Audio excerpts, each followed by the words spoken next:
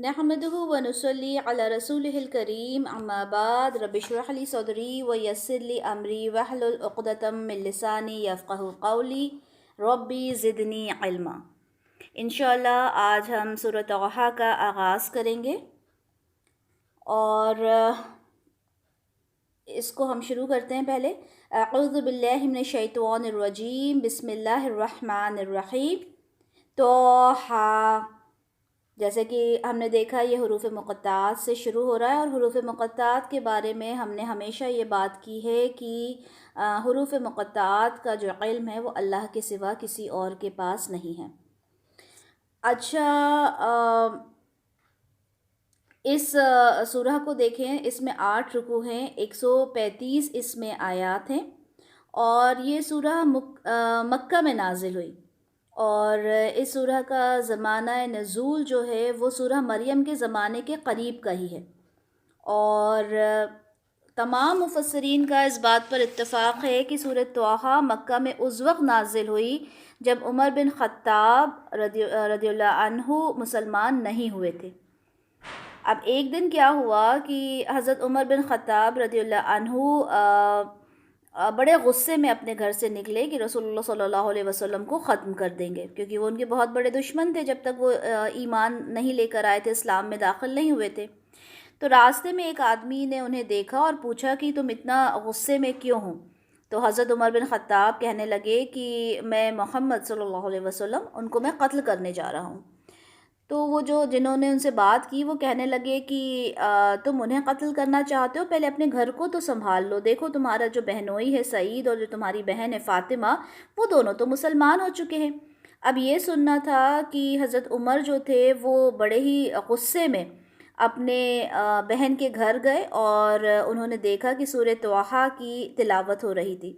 अंदर गए और उन्होंने अपने बहनोई को मारा और जिस वजह से जब उनकी बहन बीच में आई तो उनको भी वो भी ज़ख्मी हो गई और जब उन्होंने देखा कि उनकी वजह से उनकी बहन ज़ख्मी हो गई तो उन्हें बड़ा अफसोस हुआ और फिर उनका दिल थोड़ा पसीजा और उन्होंने कहा कि अभी जो तुम ये पढ़ रही थी मुझे पढ़कर सुनाओ।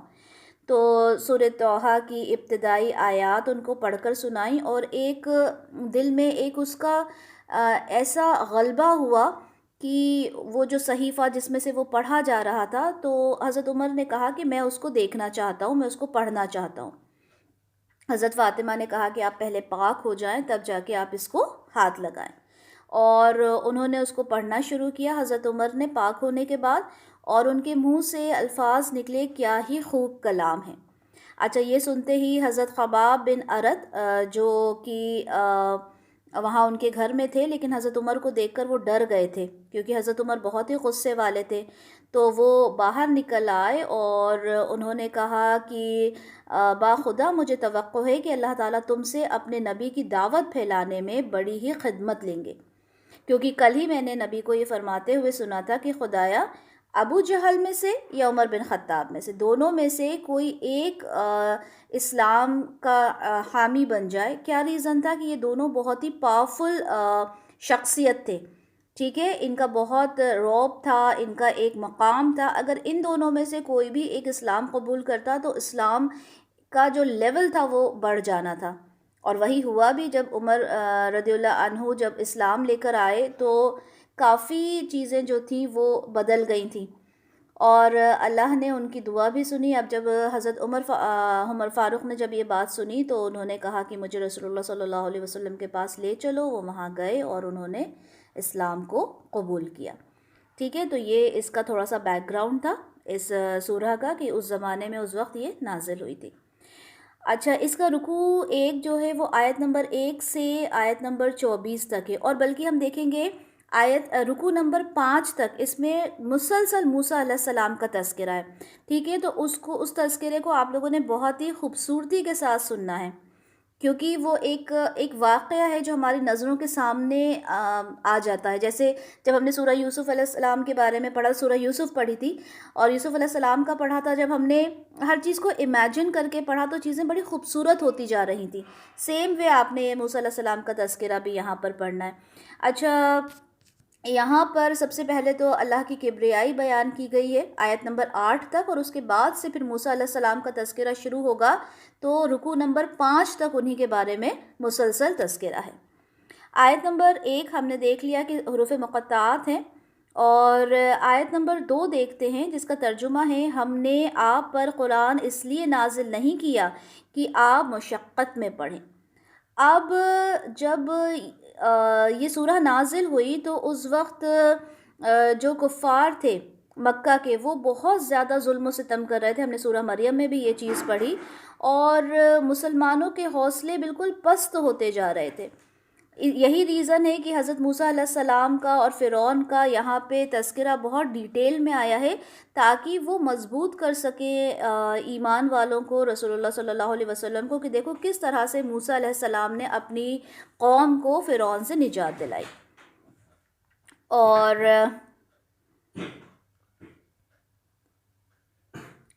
اب آپ صلی اللہ علیہ وسلم بہت زیادہ جب وہ یہ سب دیکھتے کہ لوگ ان کی دعوت کو قبول نہیں کر رہے، جہنم کے گڑھے میں جاتے جا رہے ہیں، تو آپ بڑے پریشان ہوتے۔ آپ دن میں دعوت کا کام کرتے، رات کو جاگ جاگ کر آپ دعائیں کرتے، روتے۔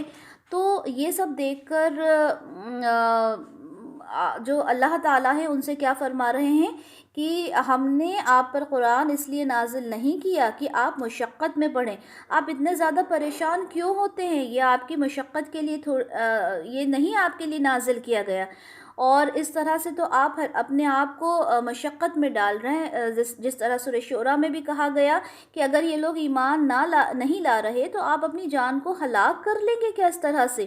تو یہاں پر اللہ تعالیٰ آپ صلی اللہ علیہ وسلم کو تسلی دے رہے ہیں، اور یہ تسلی آپ کو قرآن میں کئی جگہ نظر آئے گی، اور ایک محبت، ایک شفقت والا آپ کو عنصر نظر آئے گا کہ دیکھیں اللہ تعالیٰ کتنی محبت سے اپنے رسول سے بات کر رہے ہیں کہ دیکھیں آپ نے پریشان نہیں ہونا، یہ تو صرف یاد دہانی ہے اس کے لیے جو ڈرتا ہے۔ آیت نمبر 3 میں یعنی یہ جو قرآن ہم نے نازل کیا ہے یہ تو ذکر کے لیے ہے۔ اگر ہم نے تمہیں کوئی کام یہ دیا ہوا ہے تو اس سے کیا کرنا ہے؟ اس قرآن سے سیکھنا ہے، سمجھنا ہے، تذکرہ کرنا ہے۔ یہ یاد دہانی کے لیے ہے، یعنی جو پرانی قومیں گزر چکی ان کا تذکرہ ہے، پلس اللہ تعالیٰ کی کبریائی اس میں بیان کی گئی ہے تاکہ اس کا ذکر کیا جائے اور لوگوں کو یہ کانسیپٹ کلیئر ہو کہ اللہ کے سوا کوئی معبود نہیں ہے جس کی عبادت کی جائے۔ آیت نمبر 4 اس کی تنزیل اس ہستی کی طرف سے ہے جس نے پیدا کیا زمین کو اور بلند آسمانوں کو۔ یعنی یہ قرآن کس کی طرف سے نازل ہوا ہے؟ یہ اس کی طرف سے نازل ہوا ہے جو زمین اور آسمان کو بنانے والا ہے۔ کون ہے زمین اور آسمان کو بنانے والا؟ اللہ ہے۔ تو یہاں پر یہ کہا گیا جس نے آسمان بنایا، جس نے زمین بنائی، اسی نے اس قرآن کو بھی نازل کیا۔ آیت نمبر 5 یعنی رحمان جو عرش پر متمکن ہے۔ پہلے تو کہا جس نے زمین اور آسمان بنایا، کس نے بنایا؟ رحمان نے، جو عرش پر ہے۔ عرش کے بارے میں سلسلۃ الصحیحہ کی حدیث نمبر 726 میں ہے کہ جو جنت الفردوس ہے، اور کہا جاتا ہے کہ جنت الفردوس کا ہی ہمیشہ اللہ سے سوال کیا کرے، کیونکہ یہ جنت کا درمیانی اور بلند درجہ ہے، اور اسی کے اوپر رحمان کا عرش ہے، اور اسی سے جنت کی نہریں جاری ہوتی ہیں۔ سبحان اللہ۔ آیت نمبر 6 دیکھتے ہیں، اسی کا ہے جو کچھ آسمانوں میں ہے اور جو کچھ زمین میں ہے، جو کچھ ان دونوں کے درمیان ہے، جو کچھ زمین کے سب سے نچلے طبقے کے نیچے ہے۔ یعنی زمین اور آسمان اور اس کے بیچ میں جو کچھ ہے وہ تو اللہ کا ہے ہی، لیکن زمین کے نیچے سے بھی سب سے نیچے جو چیزیں ہیں وہ بھی اللہ کی۔ ہم جانتے ہیں کتنے کریچرز ایسے ہیں جو زمین کے بہت انتہائی اندر رہتے ہیں۔ ہم جانتے ہیں جو سی ورلڈ ہے وہ کمپلیٹلی اگر ہم دیکھیں تو کس طرح سے وہاں پر زندگی ایک پوری پنپ رہی ہے۔ وہاں پر ہم دیکھتے ہیں ویجیٹیشن بھی ہے، وہاں پر جو سی کریچرز ہیں وہ کس طرح سے اپنی زندگی وہاں پر گزارتے ہیں۔ تو مطلب پانی جو زمین ہے، زمین کے نیچے کی زندگی بھی اللہ تعالیٰ دیکھ رہے ہیں۔ آیت نمبر 7 اور اگر تم بلند آواز سے کوئی بات کرو تو یقیناً جانتا ہے چھپی بات کو بھی اور نہایت مخفی بات کو بھی۔ وہ اللہ ہے، اس کے علاوہ کوئی معبود نہیں، اسی کے ہیں تمام اچھے نام۔ تو یہاں کیا فرمایا گیا کہ قرآن کو نازل کرنے والا کون ہے؟ جس نے زمین بنائی، جس نے آسمان بنائے، اور پھر اس کے بعد جو رحمان ہے وہ عرش پہ ان کا جو رحمان ہے، جو اللہ ہے، وہ کہاں ہے؟ عرش پر ہیں، اور جو کچھ اس کے درمیان ہے سب کچھ بنانے والے کون ہیں؟ اللہ ہیں، ساری ملکیت اللہ تعالیٰ کی ہے۔ اب یہاں فرمایا گیا کہ چاہے تم اونچی آواز سے انہیں بلاؤ یا آہستہ ان کو دل ہی دل میں پکارو، اللہ تعالیٰ ہر بات کو سننے والے ہیں۔ اللہ تعالیٰ آپ کے خیالات کو، آپ کے جذبات کو، آپ کے احساسات کو جانتے ہیں۔ یہاں پر ایک بات کہنا چاہتی ہوں کہ اللہ تعالیٰ ہماری ہر چیز، ہمارے دل کی ہر بات کو بہتر طریقے سے جاننے والے ہیں۔ تو اس لیے جو مایوسی، یہ جو ڈپریشن والے جو آج کل ایک جو چیز نکل آئی ہے نا، یہ ہمارے اندر بالکل نہیں ہونا چاہیے، کیونکہ اگر ہم نے قرآن کو اس کی میننگ کے ساتھ، اس کی ڈیپتھ کے ساتھ اگر سمجھا، تو یہ ڈپریشن، یہ مایوسی، یا یہ جو فیلیور، یہ ساری چیزیں کبھی آپ کی زندگی میں نہیں ہوں گی۔ ہر چیز کا خالق کون ہے؟ اللہ ہے۔ یہاں پہ کیا کہا گیا اس آیت میں؟ اللہ لا الہ الا ہو، اللہ کے سوا کوئی معبود نہیں ہے، اور یہ بہت بڑی بات ہے، اور اللہ کے ہی ہیں سارے اچھے نام، اس کے سارے نام بہترین ہیں، ٹھیک ہے؟ چاہے اسے اللہ کے نام سے بلاؤ، چاہے رحمان کے نام سے بلاؤ۔ کفار مکہ کیا کرتے تھے؟ کیونکہ وہ اللہ کے نام کو جانتے تھے، رحمان کے نام کو نہیں جانتے تھے۔ جب قرآن میں آیا تو وہ آپ صلی اللہ علیہ وسلم کو طعنہ دینے لگے کہ آپ ہم سے تو کہتے ہیں کہ اللہ کے سوا کسی کی عبادت نہ کریں، لیکن آپ خود رحمان کو پکارتے ہیں۔ تو یہاں پر یہ کہا گیا کہ اللہ کو کسی کے بھی نام سے بلاؤ، سارے نام اللہ کے ہیں۔ سورہ فرقان کی آیت نمبر 60 میں بھی یہ بات ہے کہ ان لوگوں سے جب کہا جاتا ہے کہ رحمان کو سجدہ کرو، تو وہ کہتے ہیں رحمان کیا ہوتا ہے؟ کیا بس جسے تم چاہو گے اسی کو ہم سجدہ کریں گے؟ یعنی وہ یہ بات سمجھ ہی نہیں پاتے تھے کہ رحمان بھی اللہ ہی کا نام ہے۔ تو یہاں اللہ تعالیٰ کہہ رہا ہے چاہے تم اسے کسی بھی نام سے بلاؤ، اس کے سارے ہی نام اچھے ہیں۔ آیت نمبر 9، اب آیت نمبر 9 سے یہاں پہ موسیٰ علیہ السلام کا تذکرہ شروع ہو رہا ہے۔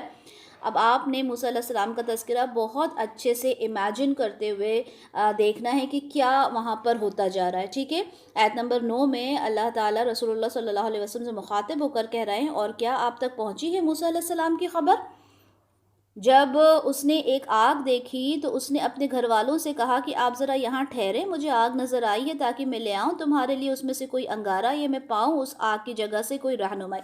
اب آپ نے امیجن کرتے ہوئے اس سورہ کو سمجھنا ہے، ٹھیک ہے؟ انشاءاللہ ہم ایک اس طرح سے سمجھیں گے کہ چیزیں ہماری نظروں کے سامنے ہوں۔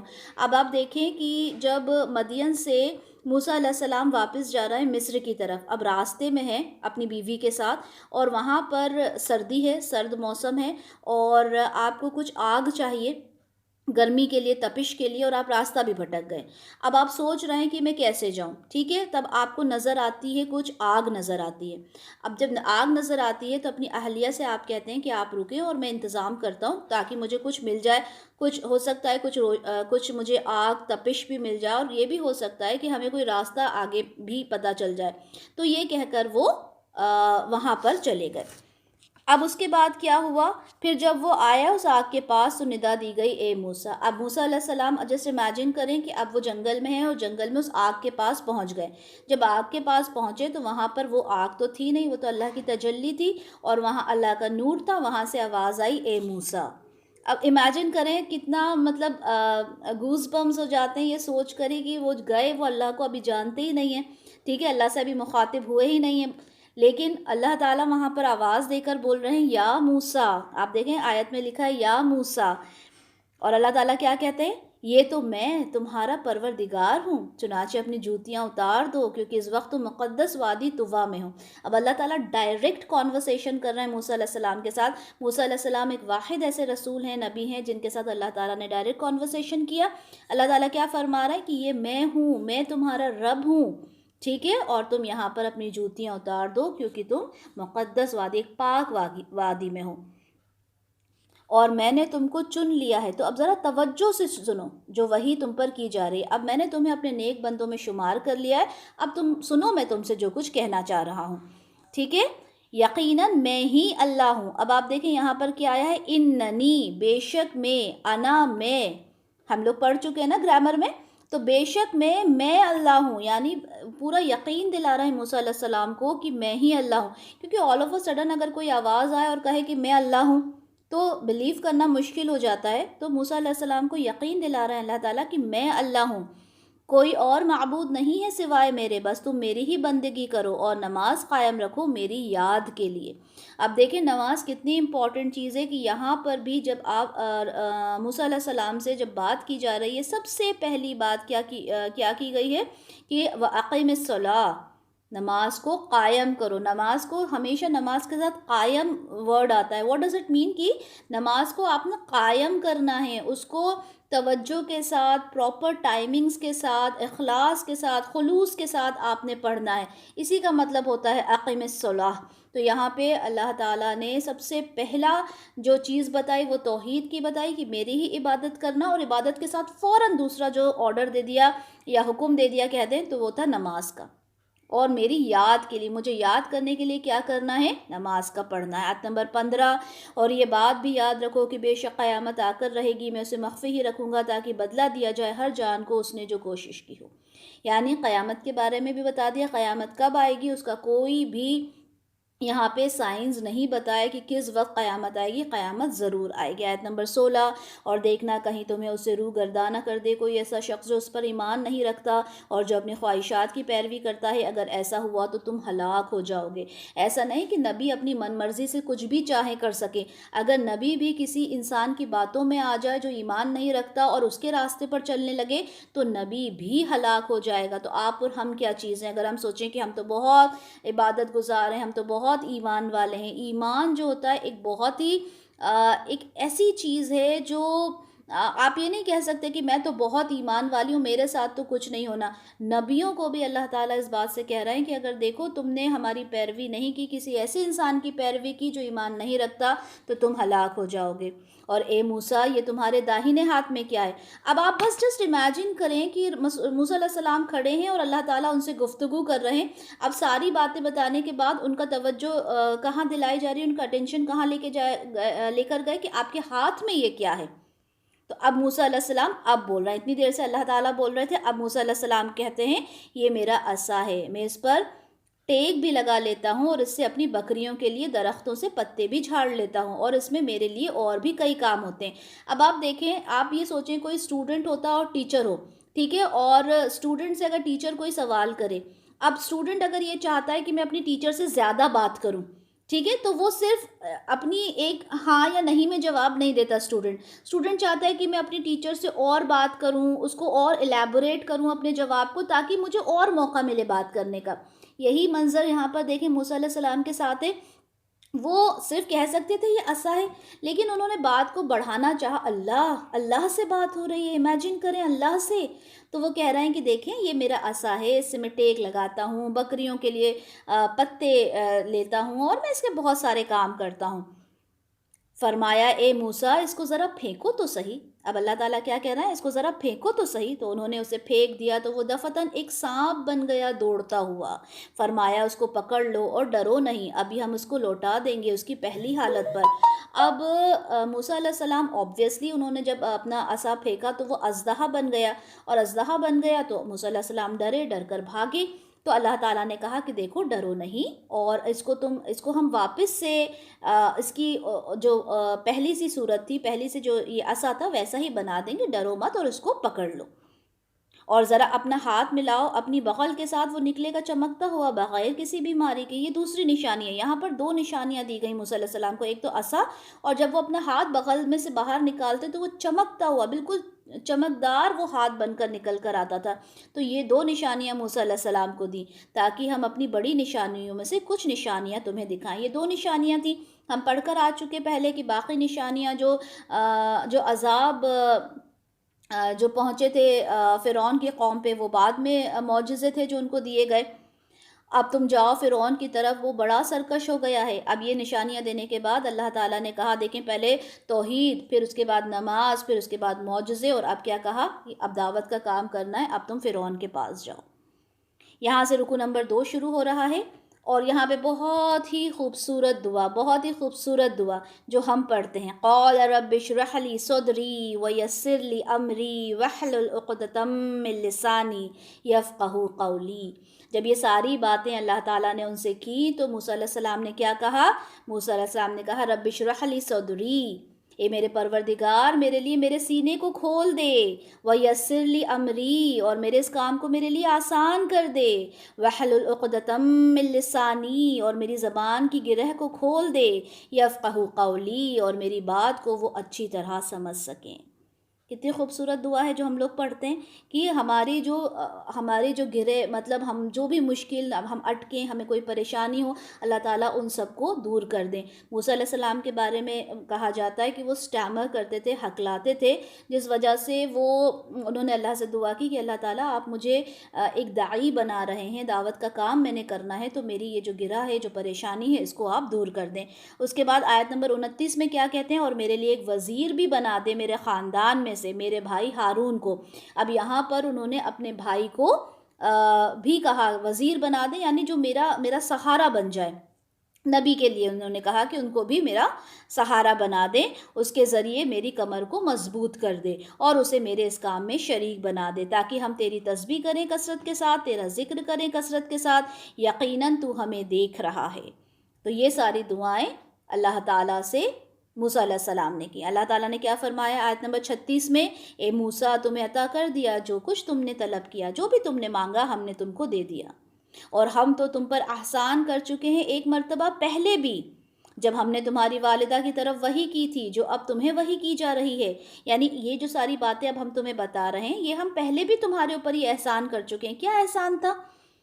ہم سب جانتے ہیں، ہم نے بہت اچھے سے پڑھا ہے کہ موسیٰ علیہ السلام جس وقت پیدا ہونے والے تھے تو فرعون نے یہ ایک حکم صادر کر دیا تھا کہ جتنے بھی لڑکے ہوں گے ان کو ذبح کر دیا جائے گا، لڑکیوں کو چھوڑ دیا جائے گا۔ اور پھر اللہ تعالیٰ نے کس طرح سے موسیٰ علیہ السلام کو اس وقت میں بچایا، اور پھر جس انسان نے یہ حکم دیا تھا کہ لڑکوں کو ذبح کر دینا ہے، انہیں ختم کر دینا ہے، اسی گھر کے اندر موسیٰ علیہ السلام پلے تھے، اور کہا گیا کہ ہم نے تمہاری والدہ کی طرف بھی وحی کی تھی۔ یہاں پر ایک سوال آتا ہے کہ وہ تو نبی نہیں تھی تو پھر وحی کیسے ہوئی؟ تو وحی کا مطلب ہوتا ہے ایک الہام ہونا، ٹھیک ہے؟ ہو سکتا ہے انہیں خواب میں کہا گیا ہو یا ان کے دل کے اندر یہ چیز ڈالی گئی ہو، واللہ عالم۔ آیت نمبر 39 کہ اس کو ایک صندوق میں بند کرو، پھر اسے دریا میں ڈال دو، چنانچہ دریا اسے ساحل پر ڈال دے گا، وہاں سے اس کو اٹھا کر لے جائے گا وہ جو میرا بھی دشمن ہے اور اس بچے کا بھی دشمن ہے۔ میں نے تم پر اپنی محبت کا پرتو ڈال دیا تاکہ تم کو پالا جائے میری آنکھوں کے سامنے۔ اب وہ بتا رہے ہیں کہ ہم نے تمہاری ماں کے اوپر کیا وحی کی تھی۔ اب آپ نے ایک دم سے سینیریو چینج کرنا ہے، ٹھیک ہے؟ سینیریو وہی چل رہا ہے، کانورسیشن ہے اللہ کی اور اللہ کے رسول کے بیچ میں، ٹھیک ہے؟ اب آپ نے امیجن کرنا ہے کہ سارے لوگ ہیں آس پاس اور وہ گھوم رہے ہیں، موسیٰ علیہ السلام کو ڈھونڈ رہے ہیں۔ اس وقت ان کی ماں سے کیا کہا گیا کہ اس بچے کو ایک صندوق میں ڈال دو اور اس کو دریا میں بہا دو، اور یہ دریا میں بہتے بہتے کہاں پہنچ جائے گا یہ بچہ؟ اس فرعون کے پاس۔ یہاں کیا کہا گیا؟ وہ تمہارا بھی دشمن ہے اور اس بچے کا اللہ کا بھی دشمن ہے اور اس بچے کا بھی دشمن، یعنی کہ موسیٰ علیہ السلام کا، ٹھیک ہے؟ اور اس طرح اور محبت ڈال دی، محبت ان کے چہرے پہ ڈال دی کہ جب فرعون نے دیکھا تو وہ یہ نہیں کہہ پایا کہ میں اس کو قتل کر دوں گا، اسے کیسے اپنے گھر میں پالوں گا۔ ایک چہرے پہ کشش تھی جو حضرت آسیہ نے بھی دیکھی، اور ان کا دل موسیٰ علیہ السلام پر آ گیا کہ اس کو ہم پال لیں گے، ٹھیک ہے؟ وہ ایک کشش ہی تھی جس کی وجہ سے فرعون بھی موسیٰ علیہ السلام کو ذبح نہیں کر پایا، قتل نہیں کر پایا۔ آیت نمبر 40 جب تمہاری بہن چلتی جا رہی تھی تو اس نے کہا کیا میں تمہیں بتاؤں اس خاندان کے بارے میں جو اس کی کفالت کرے؟ تو یوں ہم نے لوٹا دیا تمہیں تمہاری والدہ کی طرف تاکہ اس کی آنکھ ٹھنڈی رہے اور وہ غم نہ کھائے، اور پھر تم نے ایک شخص کو قتل کر دیا تو ہم نے تم کو اس غم سے بھی نجات دلائی، اور پھر تم نے مزید بہت سی آزمائشوں سے گزارا، پھر تم کئی سال اہل مدین میں رہے، پھر تم یہاں آ گئے ایک طے شدہ فیصلے کے مطابق۔ اے موسیٰ، یہاں پر پوری باتیں بتائی جا رہی ہیں۔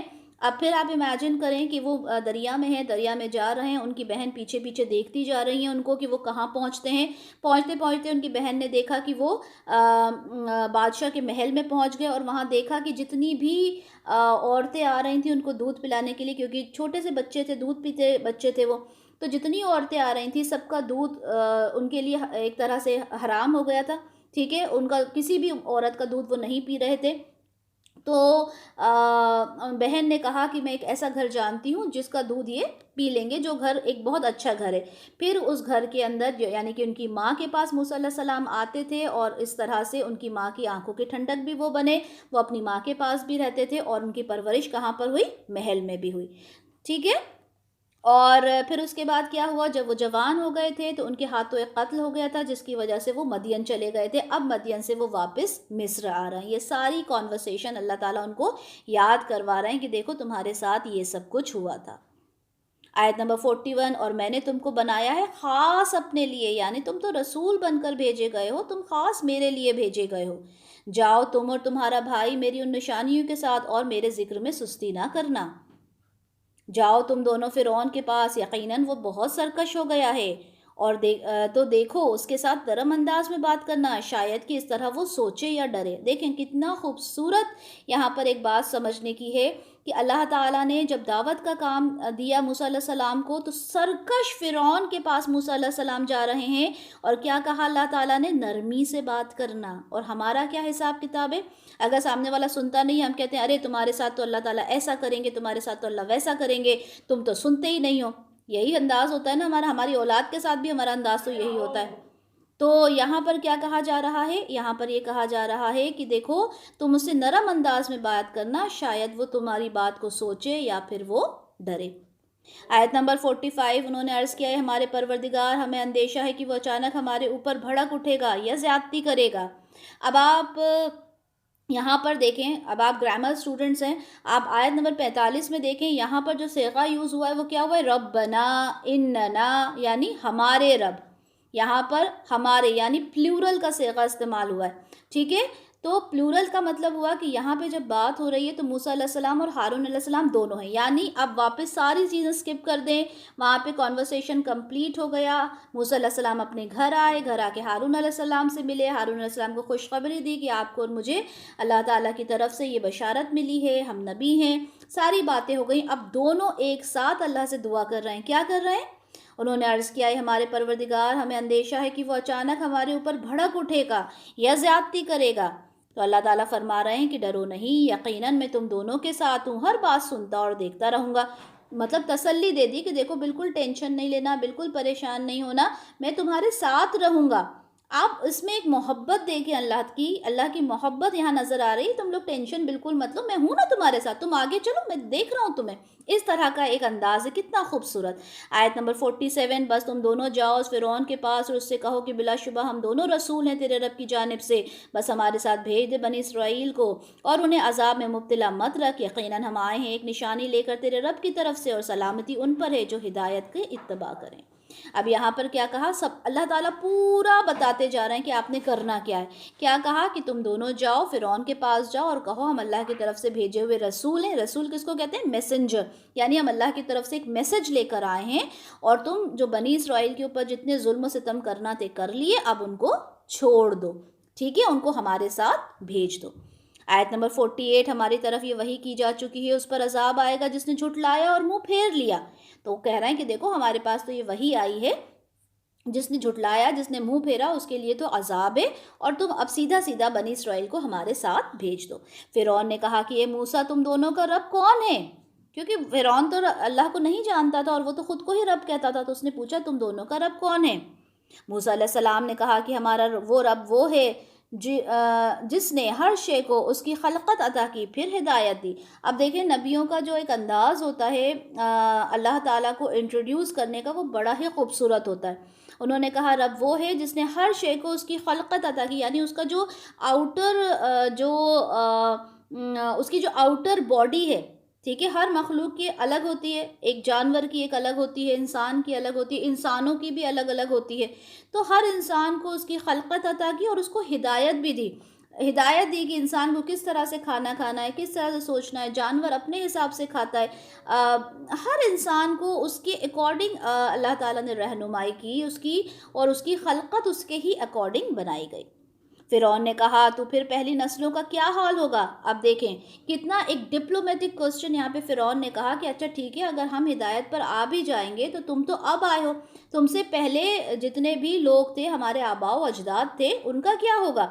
اگر ہم تمہاری بات مان لیں گے تو ان کے ساتھ کیا ہوگا؟ تو یہاں پر اب کوئی بھی انسان پریشان ہو جائے، اگر آپ لوگ مجھ سے یہ سوال کریں کہ بھائی جب رسول نہیں آئے تو پھر جو لوگ ہدایت پر نہیں تھے ان کا کیا ہوگا، جب ان کو کوئی دعوت دی ہی نہیں گئی تو ان کا کیا ہوگا، تو میں بھی کنفیوز ہو جاؤں گی، آپ سے بھی کوئی سوال کرے گا آپ بھی کنفیوز ہو جائیں گے کہ اس کا کیا جواب دیں۔ یہاں پر کتنا خوبصورت جواب آیت نمبر 52 میں موسیٰ علیہ السلام دے رہے ہیں کہ موسیٰ علیہ السلام نے کہا کہ ان کا علم میرے رب کے پاس ایک کتاب کے اندر ہے، میرا رب نہ تو بھٹکتا ہے اور نہ ہی بھولتا ہے، یعنی ان کے ساتھ کیا ہونا ہے وہ اللہ بہتر طریقے سے جانتا ہے۔ وہی جس نے زمین کو تمہارے لیے بچھونا بنایا، اس میں تمہارے چلنے کے لیے راستے بنائے اور آسمان سے پانی نازل کیا، پھر ہم نے اس پانی سے نکالے طرح طرح کے نباتات۔ یعنی اللہ کون ہے؟ اللہ تعالیٰ تو وہ ہے جس نے زمین اور آسمان کو ہمارے لیے اتنا خوبصورت بنایا، ہمارے لیے نباتات پیدا کیے، وہ اللہ ہے۔ کھاؤ تم خود بھی اور چراؤ اپنے مویشیوں کو بھی، یقیناً اس میں نشانیاں ہیں عقل مندوں کے لیے۔ دیکھیں قرآن کے اندر آپ دیکھیں زمین، آسمان، پیڑ، پودے، بارش، ہر چیز کو اللہ کی نشانی بتایا گیا، اور واقعی میں اللہ کی نشانی ہے۔ یہ زمین، یہ آسمان کس طرح سے وداؤٹ پلرز یہ آسمان ٹکا ہوا ہے، کس طرح سے اس زمین کے اوپر ہم چل رہے ہیں، ٹھیک ہے۔ ہمارے لیے ہم دیکھتے ہیں کہ جو نباتات ہیں وہ ہمارے کھانے کے لیے بھی ہیں اور ہمارے مویشیوں کے لیے بھی ہے، تو ہر ایک چیز اللہ کی نشانی ہے۔ کبھی جب آسمان پورا ستاروں سے بھرا ہوتا ہے، کبھی جب آپ اور اوپر آسمان کی طرف دیکھیں تو وہ ستارے نظر آتے ہیں، اللہ کتنا خوبصورت منظر لگتا ہے کہ اللہ تعالیٰ کی ایسا لگتا ہے قدرت کو دیکھتے جائیں، کتنی خوبصورت قدرت ہوتی ہے۔ تو ہر نشانی پر، اللہ کی ہر نشانی پر ہمیں اس کا شکر ادا کرنا چاہیے اور ہمیں سوچنا چاہیے کہ اللہ تعالیٰ کی نشانیاں ہیں۔ اسی زمین سے ہم نے تمہیں پیدا کیا اور اسی میں تمہیں لوٹائیں گے اور اسی میں سے ہم تمہیں ایک مرتبہ پھر نکالیں گے، آیت نمبر 55۔ یعنی 3 مرحلوں سے ایک انسان کو گزرنا ہے۔ اسی زمین سے تم کو پیدا کیا، کیونکہ مٹی سے انسان بنا، آدم علیہ السلام کو مٹی سے بنایا گیا تھا، اور اگر باقی انسانوں کی بات کریں تو جو بھی انسان پیدا ہوتا ہے، جو اس کے ماں اور باپ ہوتے ہیں، وہ کس وجہ سے ایک بچہ پیدا ہوتا ہے، ان کی جو غذا ہوتی ہے، جو وہ کھاتے ہیں، وہ کیا کھاتے ہیں؟ زمین سے اگی ہوئی چیزیں ہی تو کھاتے ہیں، خواہ وہ ویجیٹیرین ہو یا نان ویجیٹیرین ہو۔ اگر ویجیٹیرین ہے تو آبویسلی زمین سے جو بھی پلانٹس ہیں، ویجیٹیبلز لے کر کھاتے ہیں۔ اگر نان ویجیٹیرین ہے تب بھی جو بھی وہ مٹن، چکن جو بھی کھاتے ہیں، وہ کہاں سے ان کی غذا کہاں سے ہوتی ہے؟ زمین سے ہوتی ہے۔ تو الٹیمیٹلی اگر آپ دیکھیں تو مین سورس جو ہمارا ہے وہ کیا ہے؟ زمین ہی ہے، یہ مٹی ہی ہمارا سورس ہے۔ اور پھر اس کی بعد دوسری بات کیا کہی گئی؟ اور ہم تمہیں اسی میں لوٹائیں گے، یعنی جب انسان مر جائے گا تو کہاں پہنچے گا؟ اسی مٹی میں اس کو مل جانا ہے، ٹھیک ہے۔ اگر وہ مسلمان ہے تو آبویسلی اس کو قبر میں ڈالا جائے گا، لیکن اگر وہ مسلمان نہیں بھی ہے تو اس کے جو ریسیڈولز ہیں، جو اس کی بچی ہوئی چیزیں ہیں، وہ کہاں جانی ہے؟ مٹی میں ہی تو ملنا ہے نا۔ اور اسی میں سے تمہیں ایک مرتبہ پھر نکالیں گے، یعنی جب قیامت کا منظر ہوگا تو جب سور پھونکا جائے گا تو اسی میں سے، تو مٹی میں سے ہی سارے لوگ نکل کر آئیں گے۔ تو یہ مٹی ہمارے لیے ایک بہت ہی امپورٹنٹ چیز ہے۔ یہاں پہ 3 مرحلے مٹی کے بتائے گئے، یعنی سب سے پہلا تو وہ جس سے ہمیں پیدا کیا گیا، دوسرا ہم اسی میں لوٹائے جائیں گے، یعنی جس میں ہم مر کے جائیں گے، قبر ہماری، اور تیسرا وہیں سے ہم دوبارہ نکالے جائیں گے۔ آیت نمبر 56۔ اور ہم نے اس فرعون کو دکھا دی اپنی ساری نشانیاں، پھر بھی اس نے جھٹلایا اور انکار کیا۔ اس نے کہا، اے موسیٰ، کیا تم ہمارے پاس اس لیے آئے ہو تاکہ اپنے اس جادو کے بل پر ہمیں ہماری سرزمین سے نکال کے باہر کر دو؟ اچھا، یہاں پر اللہ تعالیٰ نے اپنی قدرت بیان کی، ٹھیک ہے، موسیٰ علیہ السلام کے تھرو یہ قدرت بیان کروائی کہ اللہ کون ہے۔ اللہ وہ ہے جس نے زمین اور آسمان بنائے، مٹی میں سے ہمیں پیدا کیا، مٹی سے ہی ہم نکالے جائیں گے، ساری چیزیں بتا دیں۔ اب جب ساری باتیں ہو گئیں، اب آپ امیجن کریں کہ موسیٰ علیہ السلام ہیں، ہارون علیہ السلام دونوں کھڑے ہوئے ہیں، سامنے فرعون ہے اپنے تخت پہ بیٹھا ہوا ہے۔ اب جب ساری باتیں ہو رہی ہیں تو ساری باتوں کو جھٹلا دیا، ساری باتوں کو جب جھٹلا دیا اور بالکل ماننے کو وہ تیار ہی نہیں ہوا۔ سورہ اعراف کی آیت نمبر 106 سے 112 میں اس کا تذکرہ ہے کہ فرعون نے موسیٰ علیہ السلام سے کہا، اچھا تم یہ ساری باتیں کر رہے ہو، تم کچھ لائے بھی ہو اپنے ساتھ؟ تو موسیٰ علیہ السلام کو 2 نشانیاں دی گئی تھیں۔ جب دونوں نشانیاں موسیٰ علیہ السلام نے دکھائیں، اژدہا والی اور اپنا ہاتھ جو ان کا چمکنے لگا تھا، جب دونوں نشانیاں دکھائیں تو موسیٰ علیہ السلام سے فرعون نے کیا کہا کہ तुम तो कोई जादूगर हो, तुम कोई जादूगर हो और हमें हमारी सरजमीन से निकालने आए हो। यानी तुम जादूगर हो और तुम चाहते हो कि हम यहाँ से निकल जाएं, हमें यहाँ से तुम भगा देना चाहते हो और सारा कब्ज़ा तुम यहाँ पर करना चाहते हो। क्योंकि एक बादशाह था, उसका दिमाग उसी तरह से चलता था कि कब्ज़ा करना चाहते हैं वो यहाँ पर। आयत नंबर 58, तो हम भी ज़रूर लाएंगे तुम्हारे मुकाबले में ऐसा ही जादू, तुम मुअय्यन कर लो हमारे और अपने दरमियान वादे का एक मुकर्रर वक्त, ना हम उसकी खिलाफ वर्जी करेंगे और ना तुम करना। ये मुकाबला एक खुले मैदान में होगा। अब उन्होंने क्या कहा, क्योंकि देखें जिस वक्त जिस चीज़ का ज़ोर होता था उसी उसके अकॉर्डिंग ही मौजज़ा दिया जाता था।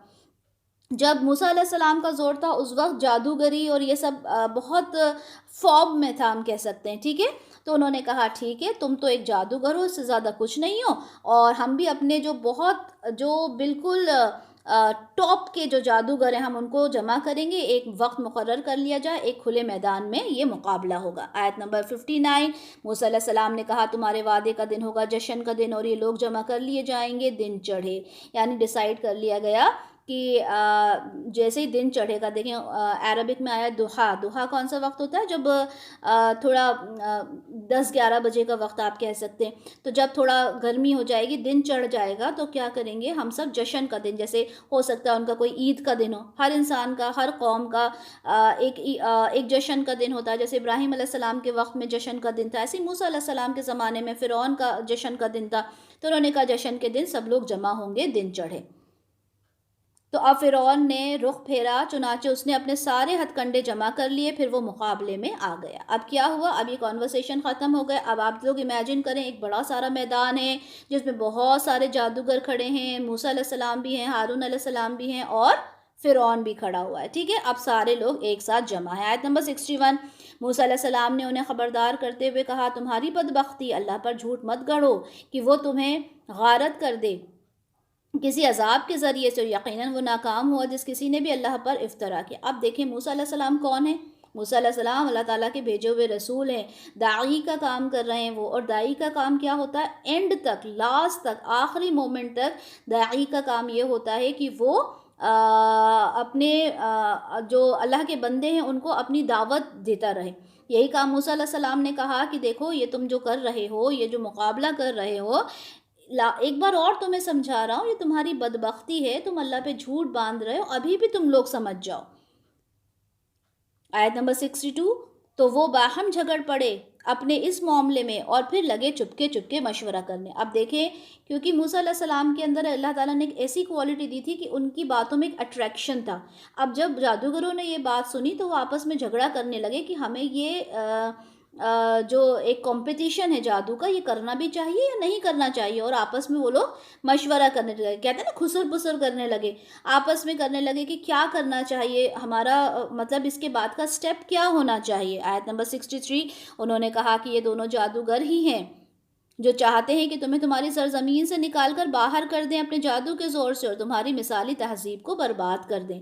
तो उसमें से कुछ तो सोच रहे थे क्या करना है, लेकिन जो जादूगर फ़िरौन के बिल्कुल ख़ास थे, उन्होंने कहा कि तुम कहाँ लगे हो इनकी बातों में, ना सुनो इनकी बात, ये तो जादूगरी हैं और ये चाहते हैं तुम्हारी मिसाली तहजीब, यानी जो तुम्हारा कल्चर है, तुम्हारी जो सरजमीन है, इससे तुमको दूर कर दें, तुम्हें उठाकर फेंक दें, और ये सिर्फ जादू के अलावा कुछ भी नहीं है। आयत नंबर 64, चुनाचे तुम मजतमा करो अपनी सारी तदबीरें और अपने वसाइल और ज़राए, फिर आओ मुकाबले में सब बांध कर, और आज कामयाब वही रहेगा जो गालिब आएगा। तो क्या डिसाइड हुआ कि चलो मुकाबला शुरू करें। यहाँ पे ऑफिशियल अनाउंसमेंट हो गया मुकाबले का और कहा गया कि जो भी मुकाबले में जीतेगा वही गालिब आएगा, वही सक्सेसफुल कहलाएगा। आयत नंबर 65, जादूगरों ने कहा ये मूसा या तो तुम पहले डालो या फिर हम पहले डालने वाले बनते हैं। मूसा अलैहिस्सलाम ने कहा बल्कि तुम ही डालो।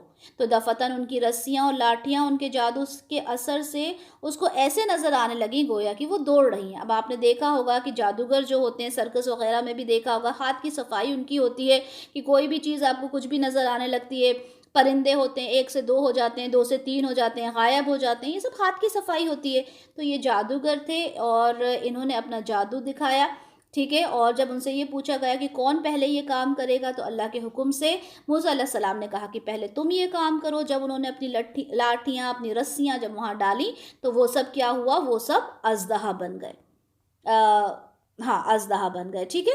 آیت نمبر 67 تو موسیٰ علیہ السلام نے اپنے جی میں کچھ ڈر محسوس کیا. اب دیکھیں موسیٰ علیہ السلام ان کو نہیں معلوم تھا کہ کیا ہونا ہے، تھے تو وہ بھی ایک بشر نا، رسول ہیں لیکن بشر بھی تو ہیں. اب ان کو ڈر محسوس ہوا کہ یا اللہ یہ تو اتنے سارے سانپ یہاں پہ سامنے گھوم رہے ہیں زمین پر، اور میں کیسے اس سے مقابلہ کروں گا. تو ایک ڈر ان کے دل کے اندر محسوس ہوا. ہم نے فرمایا کہ ڈرو نہیں، یقیناً تم ہی غالب رہو گے. اب اللہ تعالیٰ کی پھر محبت، پھر وہی شفقت والا انداز. اللہ تعالیٰ کہہ رہے ہیں کہ بالکل بھی نہیں ڈرنا، تم ہی غالب آؤ گے. آیت نمبر 69 اب تم ذرا پھینکو اس عصا کو جو تمہارے دائیں ہاتھ میں ہے، یہ نگل جائے گا ان سب کو جو کچھ انہوں نے بنایا. یہ تو بس ایک فریب ہے جادوگر کا، اور جادوگر کبھی کامیاب نہیں ہوا کرتے چاہے کہیں سے بھی آئے. تو موسیٰ علیہ السلام سے اللہ تعالیٰ نے بہت ہی محبت سے یہ بات سمجھائی کہ دیکھو ڈرنا نہیں ہے، آپ اپنا عصا ڈالو، آپ اپنا کام کرو، اور یہ تو جادو ہے جو یہ کر رہے ہیں، اس سے تو کچھ بھی نہیں ہونا. بس گرا دیے گئے جادوگر سجدے میں. وہ پکار اٹھے کہ ہم ایمان لے آئے ہارون علیہ السلام اور موسیٰ علیہ السلام کے رب پر. سبحان اللہ. کیا ہوا کہ جب انہوں نے اپنا عصا پھینکا وہ ایک بڑا سارا اژدہا بن گیا، اور اس نے سارے جتنے بھی چھوٹے چھوٹے سانپ تھے جو رسی اور لاٹھیوں سے بنے تھے وہ پورا نگل گیا. تو جب جادوگروں نے یہ دیکھا، اب جادوگر تو یہ جانتا ہے کہ جادو کس حد تک ہو سکتا ہے. ٹھیک ہے. ہاتھ کی صفائی کس حد تک ہو سکتی ہے، ایک جادوگر ہی جانتا ہے بہت اچھے سے. جس کو ٹرکس آتے ہیں، میجک ٹرکس آتے ہیں، وہ جانتے ہیں کہ کیا اس کی لمیٹیشنز ہیں. لیکن جب انہوں نے یہ دیکھا کہ وہ تو سارے جتنے بھی چیزیں تھیں وہ ساری وہ نکل گیا، وہ اژدہا بڑا سارا، تو وہ سارے کے سارے جو جادوگر تھے انہیں یقین ہو گیا کہ یہ اللہ کی طرف سے بھیجے ہوئے رسول ہیں، نہ کہ کوئی جادوگر ہیں، اور سارے کے سارے سبحان اللہ سجدے میں گر گئے.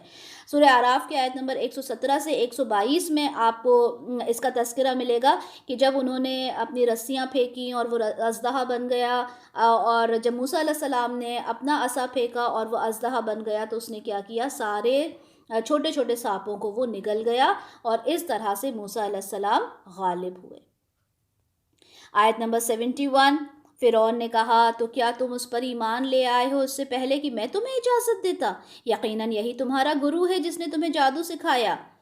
تو میں تمہارے ہاتھ اور پاؤں مخالف سمتوں سے کاٹ ڈالوں گا، اور تمہیں کھجور کے تنوں پر سولی دے کر لٹکا دوں گا، اور یقیناً تمہیں جلد معلوم ہو جائے گا کہ ہم میں سے کون زیادہ سخت سزا دینے والا ہے اور کون زیادہ باقی رہنے والا. اب جب سارے جادوگر سجدے میں گر گئے تو فرعون سے تو یہ چیز برداشت نہیں ہوئی.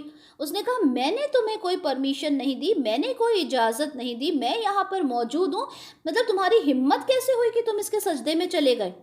اور غصے میں ایک دم فرعون غصے میں آ گیا، اور اس نے کہا کہ میں تمہیں سزا دوں گا، اور تمہارے ہاتھ اور تمہارے پاؤں جو ہے وہ کاٹ دوں گا. مخالف سمتوں میں، مطلب اگر رائٹ ہینڈ ہے تو لیفٹ لیگ، اس طرح سے مخالف سمتوں میں تمہارے ہاتھ پیر کاٹ دوں گا.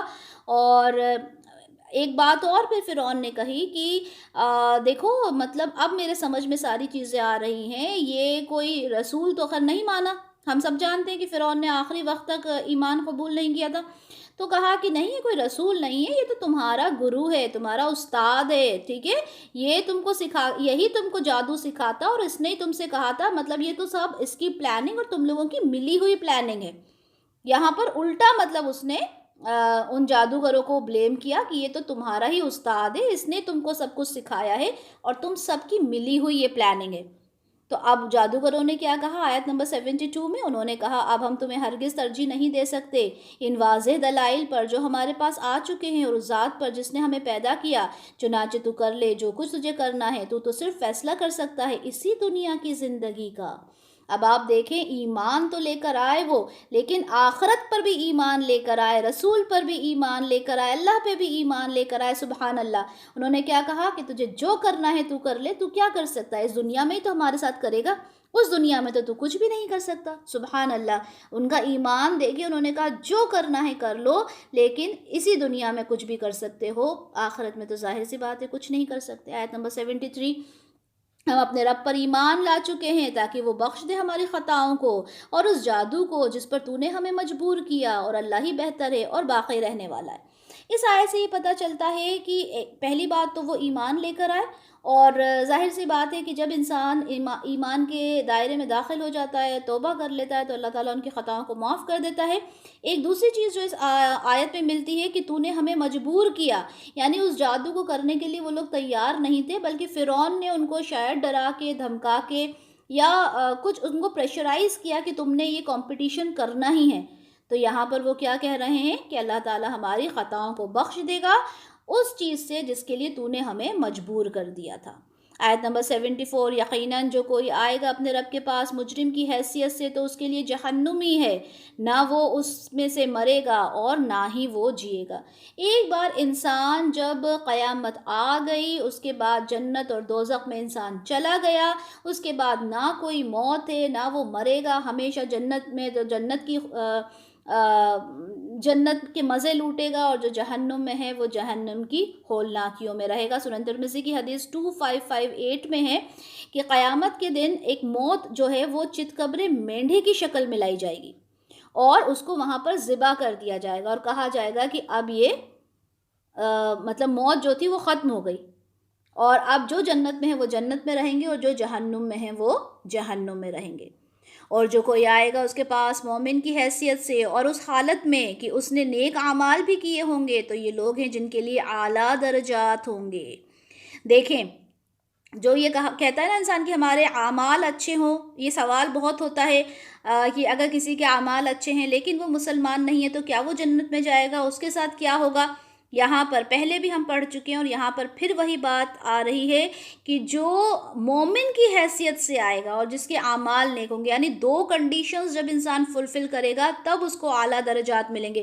یہ نہیں کہ ہم صرف ایمان والے ہیں اور ہمارے اعمال بالکل ہی خراب ہیں، تب بھی کچھ نہیں ہوگا، اور ہمارے اعمال بہت اچھے ہیں لیکن ایمان نہیں ہے تو بھی کچھ نہیں۔ یعنی یہ دونوں چیزیں آپ سوچیں کتنی امپورٹنٹ ہے، یہ دونوں چیزیں جب ہوں گی تبھی آپ کے اعلیٰ درجات ہوں گے۔ آیت نمبر 76، رہنے کے ایسے باغات جن کے دامن میں نہریں بہتی ہوں گی، اس میں ہمیشہ رہیں گے، اور یہی بدلہ ہے اس کا جس نے اپنے آپ کو پاک کیا۔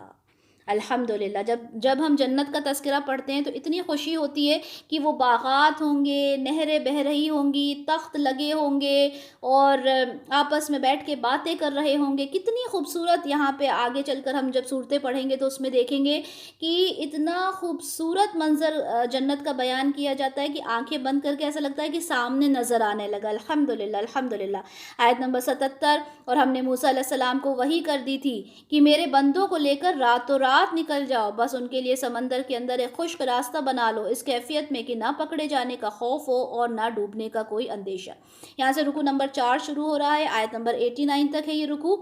اب آپ نے دیکھا کہ وہاں پر فرعون نے کہا کہ سجدہ کیوں کیا، اور انہوں نے کہا کہ ہم تو اسی اللہ کو ماننے والے ہیں۔ اب یہ ساری چیز ختم ہو گئی، اب آپ نے ایک دم سے اپنا امیجنیشن چینج کر لینا ہے، اپنا امیجنیشن چینج کر لینا ہے کہ موسیٰ علیہ السلام کو اللہ تعالیٰ نے کیا وحی کی کہ تم نے جو میرے بندے ہیں، ٹھیک ہے، میرے بندوں کو لے کر راتوں رات یہاں سے نکل جانا ہے، ٹھیک ہے، دن کا انتظار نہیں کرنا، رات میں ہی تم کو نکل جانا ہے، اور سمندر سے نکلنا، اور سمندر کیا ہوگا؟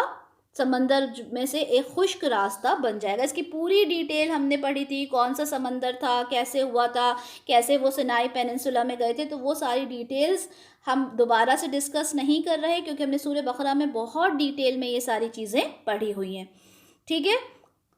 تو فرعون نے ان کا تعاقب کیا اپنے لشکروں کے ساتھ، اور ڈھانپ لیا انہیں سمندر میں، جس چیز نے بھی ڈھانپ لیا۔ اب کیا ہوا؟ موسیٰ علیہ السلام اپنے لشکر کو لے کر وہاں سے نکلے، کہاں کے لیے؟ سمندر پار کرنے کے لیے۔ جب سمندر پار کرنے کے لیے نکلے تو فرعون کو جب یہ خبر ہوئی تو فرعون نے اپنے سارے لوگوں کو جمع کیا اور کہا کہ میں کسی بھی قیمت پر موسیٰ علیہ السلام اور بنی اسرائیل کو یہاں سے نہیں جانے دوں گا۔ اور انہوں نے فرعون نے کیا کیا؟ پیچھا کیا، اور جب جیسے ہی پیچھا کیا تو کیا دیکھا کہ موسیٰ علیہ السلام نے اپنا عصا جو ہے وہ سمندر میں مارا، وہ 2 ٹکڑوں میں، یعنی بیچ میں سے راستہ ہو گیا، پہاڑوں کی طرح جو پانی تھا وہ کھڑا ہو گیا، موسیٰ علیہ السلام نکل گئے، سارا لشکر ان کا نکل گیا، اور فرعون کا لشکر بھی جب انہوں نے دیکھا کہ اچھا یہاں سے راستہ ہے، اور وہ بھی اندر گھسا، اور موسیٰ علیہ السلام کا آخری آدمی یعنی بنی اسرائیل کا آخری آدمی اور وہاں سے نکل رہا تھا، اور یہاں سے فرعون کا جب آخری آدمی اندر انٹر ہو رہا تھا تو کیا ہوا، وہ سمندر جو تھا وہ واپس اپنی اوریجنل شیپ میں، اوریجنل کنڈیشن میں آ گیا، اور جتنے لوگ تھے سب کے سب غرق ہوگا۔ یہ سب کچھ ہم پڑھ چکے ہیں۔ سورہ شعراء کی آیت نمبر 52 سے آیت نمبر 66 میں یہ تذکرہ پورا ڈیٹیل میں موجود ہے۔ اور فرعون نے اپنی قوم کو گمراہ کیا اور ہدایت نہ دی، یعنی خود تو گمراہ ہوا فرعون، اس نے اپنی قوم کو بھی گمراہ کیا۔ Being a ruler, being a king, اس کا یہ کام تھا کہ وہ اپنے لوگوں کو بھی ہدایت دیتا، لیکن اس نے ان کو بھی ہدایت نہیں دی۔ اے بنی اسرائیل، ہم نے تم لوگوں کو نجات دی تمہارے دشمن سے، پھر ہم نے تم لوگوں کو بلایا کوہ طور کی داہنی جانب، اور صحرا میں تمہارے غذا کے لیے تم پر من اور سلوہ نازل کیا۔ یہ سب ہم نے پڑھا ہے کہ کس طرح سے جب وہ وہاں پر گئے اور انہوں نے جنگ کرنے سے، فلسطین میں انٹر ہونے سے منع کیا، پھر ان کے لیے کھانے کے لیے من اور سلوہ نازل کیا گیا، تو یہ چیزیں اللہ تعالیٰ یاد کروا رہے ہیں۔ آیت نمبر 81، کھاؤ ان پاکیزہ چیزوں میں سے جو ہم نے تمہیں عطا کی ہیں، اس میں زیادتی نہ کرنا، تو ایسی صورت میں تم پر میرا غضب نازل ہوگا، جس پر میرا غضب نازل ہو جائے تو وہ گویا پٹخ دیا گیا۔ آیت نمبر 82، اور میں تو یقیناً بہت ہی معاف فرمانے والا ہوں ہر اس شخص کے لیے جس نے توبہ کی، ایمان لایا، نیک اعمال کیے اور پھر سیدھی راہ پر چلتا رہا۔ کس کو معاف کرتا ہے اللہ تعالیٰ؟ دیکھیں 82 آیت کو آپ لوگ پڑھیں، کتنی خوبصورتی سے بہت جامع انداز میں اللہ تعالیٰ نے بتا دیا کہ میں معاف کرنے والا ہوں ہر اس شخص کو، کس کو؟ جس نے توبہ کی، نمبر 1، جو ایمان لایا، نمبر 2، جس نے نیک اعمال کیے، نمبر 3، اور جو سیدھے راستے پر چلا، نمبر 4، جس نے 4 کام کیے۔ اب ہم اپنے آپ سے پوچھیں یہ چاروں کام ہم کرتے ہیں؟ اگر ہم یہ چاروں کام کرتے ہیں تو انشاءاللہ ہم جنت میں داخل ہو جائیں گے۔ آیت نمبر 83، اور اے موسیٰ، یہ تمہیں کس چیز نے جلدی پر آمادہ کیا اپنی قوم کو چھوڑ کر؟ اب آپ لوگوں نے بالکل اپنا سینیریو چینج کر لینا ہے۔ اب آپ نے دیکھا کہ وہ وہاں سے چلے گئے اور ساری چیزیں ہو گئی، فرعون سے آزادی مل گئی۔ اب کیا ہوا کہ اب جب کوہ طور پر موسیٰ علیہ السلام کو بلایا گیا ہے، وہاں کی بات ہو رہی ہے۔ موسیٰ علیہ السلام کو کوہ طور پر بلایا اللہ تعالیٰ نے تورات دینے کے لیے، اور موسیٰ علیہ السلام نے کیا کیا کہ اللہ تعالیٰ سے ملنے کی خوشی، کیونکہ اللہ تعالیٰ ان سے کلام کرتے تھے، ان کو بڑا اچھا لگتا تھا، آبویسلی اللہ کلام کر رہے ہیں تو اس سے خوبصورت بات اور کیا ہو سکتی ہے۔ ان کو جب یہ وحی آئی کہ آپ کو ہم کوہ طور پر بلا رہے ہیں، آپ کو تورات ہم دیں گے، تو آپ اتنے زیادہ ایکسائٹڈ ہوئے کہ اپنی ساری قوم کو، اپنی پوری بنی اسرائیل کو پیچھے چھوڑ کر اب جلدی گئے، کوہ طور پر پہنچ گئے۔ اب آپ نے سوچا کہ اللہ تعالیٰ مجھ سے خوش ہوں گے کہ جو وقت مقرر کیا گیا تھا اس سے پہلے میں پہنچ گیا، ٹھیک ہے؟ تو یہاں پر اللہ تعالیٰ خوش نہیں ہوئے۔ ہم نے دیکھا جس طرح سے رسول اللہ صلی اللہ علیہ وسلم کو پچھلی سورہ میں ہم نے دیکھا تھا، جب انہوں نے وحی کے لیے کہا تھا کہ آپ جلدی وحی کیوں نہیں لاتے، تب بھی منع کیا تھا۔ جب عذاب کی بات ہوئی تھی قوم پر، جو کفار تھے مکہ کے، جب بھی اللہ نے کہا تھا کہ جلد بازی نہ کریں۔ اب یہاں موسیٰ علیہ السلام سے بھی کیا کہا جا رہا ہے کہ کس چیز نے جلدی پر تمہیں آمادہ کر دیا کہ تم اپنی قوم کو پیچھے چھوڑ کر آ گئے؟ کیا وجہ تھی جو تم نے اتنی جلدی کی؟ ہم نے جو وقت مقرر کیا تھا، یعنی اس وقت تک تمہیں اپنی قوم کے ساتھ رہنا تھا، ان کی اصلاح کرنی تھی، ان کو سمجھانا تھا، ان کو تربیت دینی تھی، ان کا تزکیہ کرنا تھا۔ کیا ریزن رہا کہ تم سب کچھ چھوڑ کر اتنی جلدی ہمارے پاس آ گئے؟ موسیٰ علیہ السلام نے عرض کیا کہ بس وہ میرے پیچھے ہی آ رہے ہیں، اور اے میرے پروردگار، میں نے تو تیری طرف آنے میں اس لیے جلدی کی تاکہ تو راضی ہو جائے۔ یہاں پر ایکسپلینیشن بھی دے رہے ہیں موسیٰ علیہ السلام کہ اللہ تعالیٰ میں تو اس لیے جلدی آیا تھا کہ آپ راضی ہو جائیں۔ تو آپ یہ سوچیں ایک اللہ تعالیٰ کا ایک کیسا ایک ان کا ریئیکشن تھا اس وقت، اور موسیٰ علیہ السلام بالکل ڈر گئے، اور وہ یہ کہہ رہے ہیں کہ اللہ تعالیٰ میں تو بس اس لیے آیا کہ آپ خوش ہو جائیں۔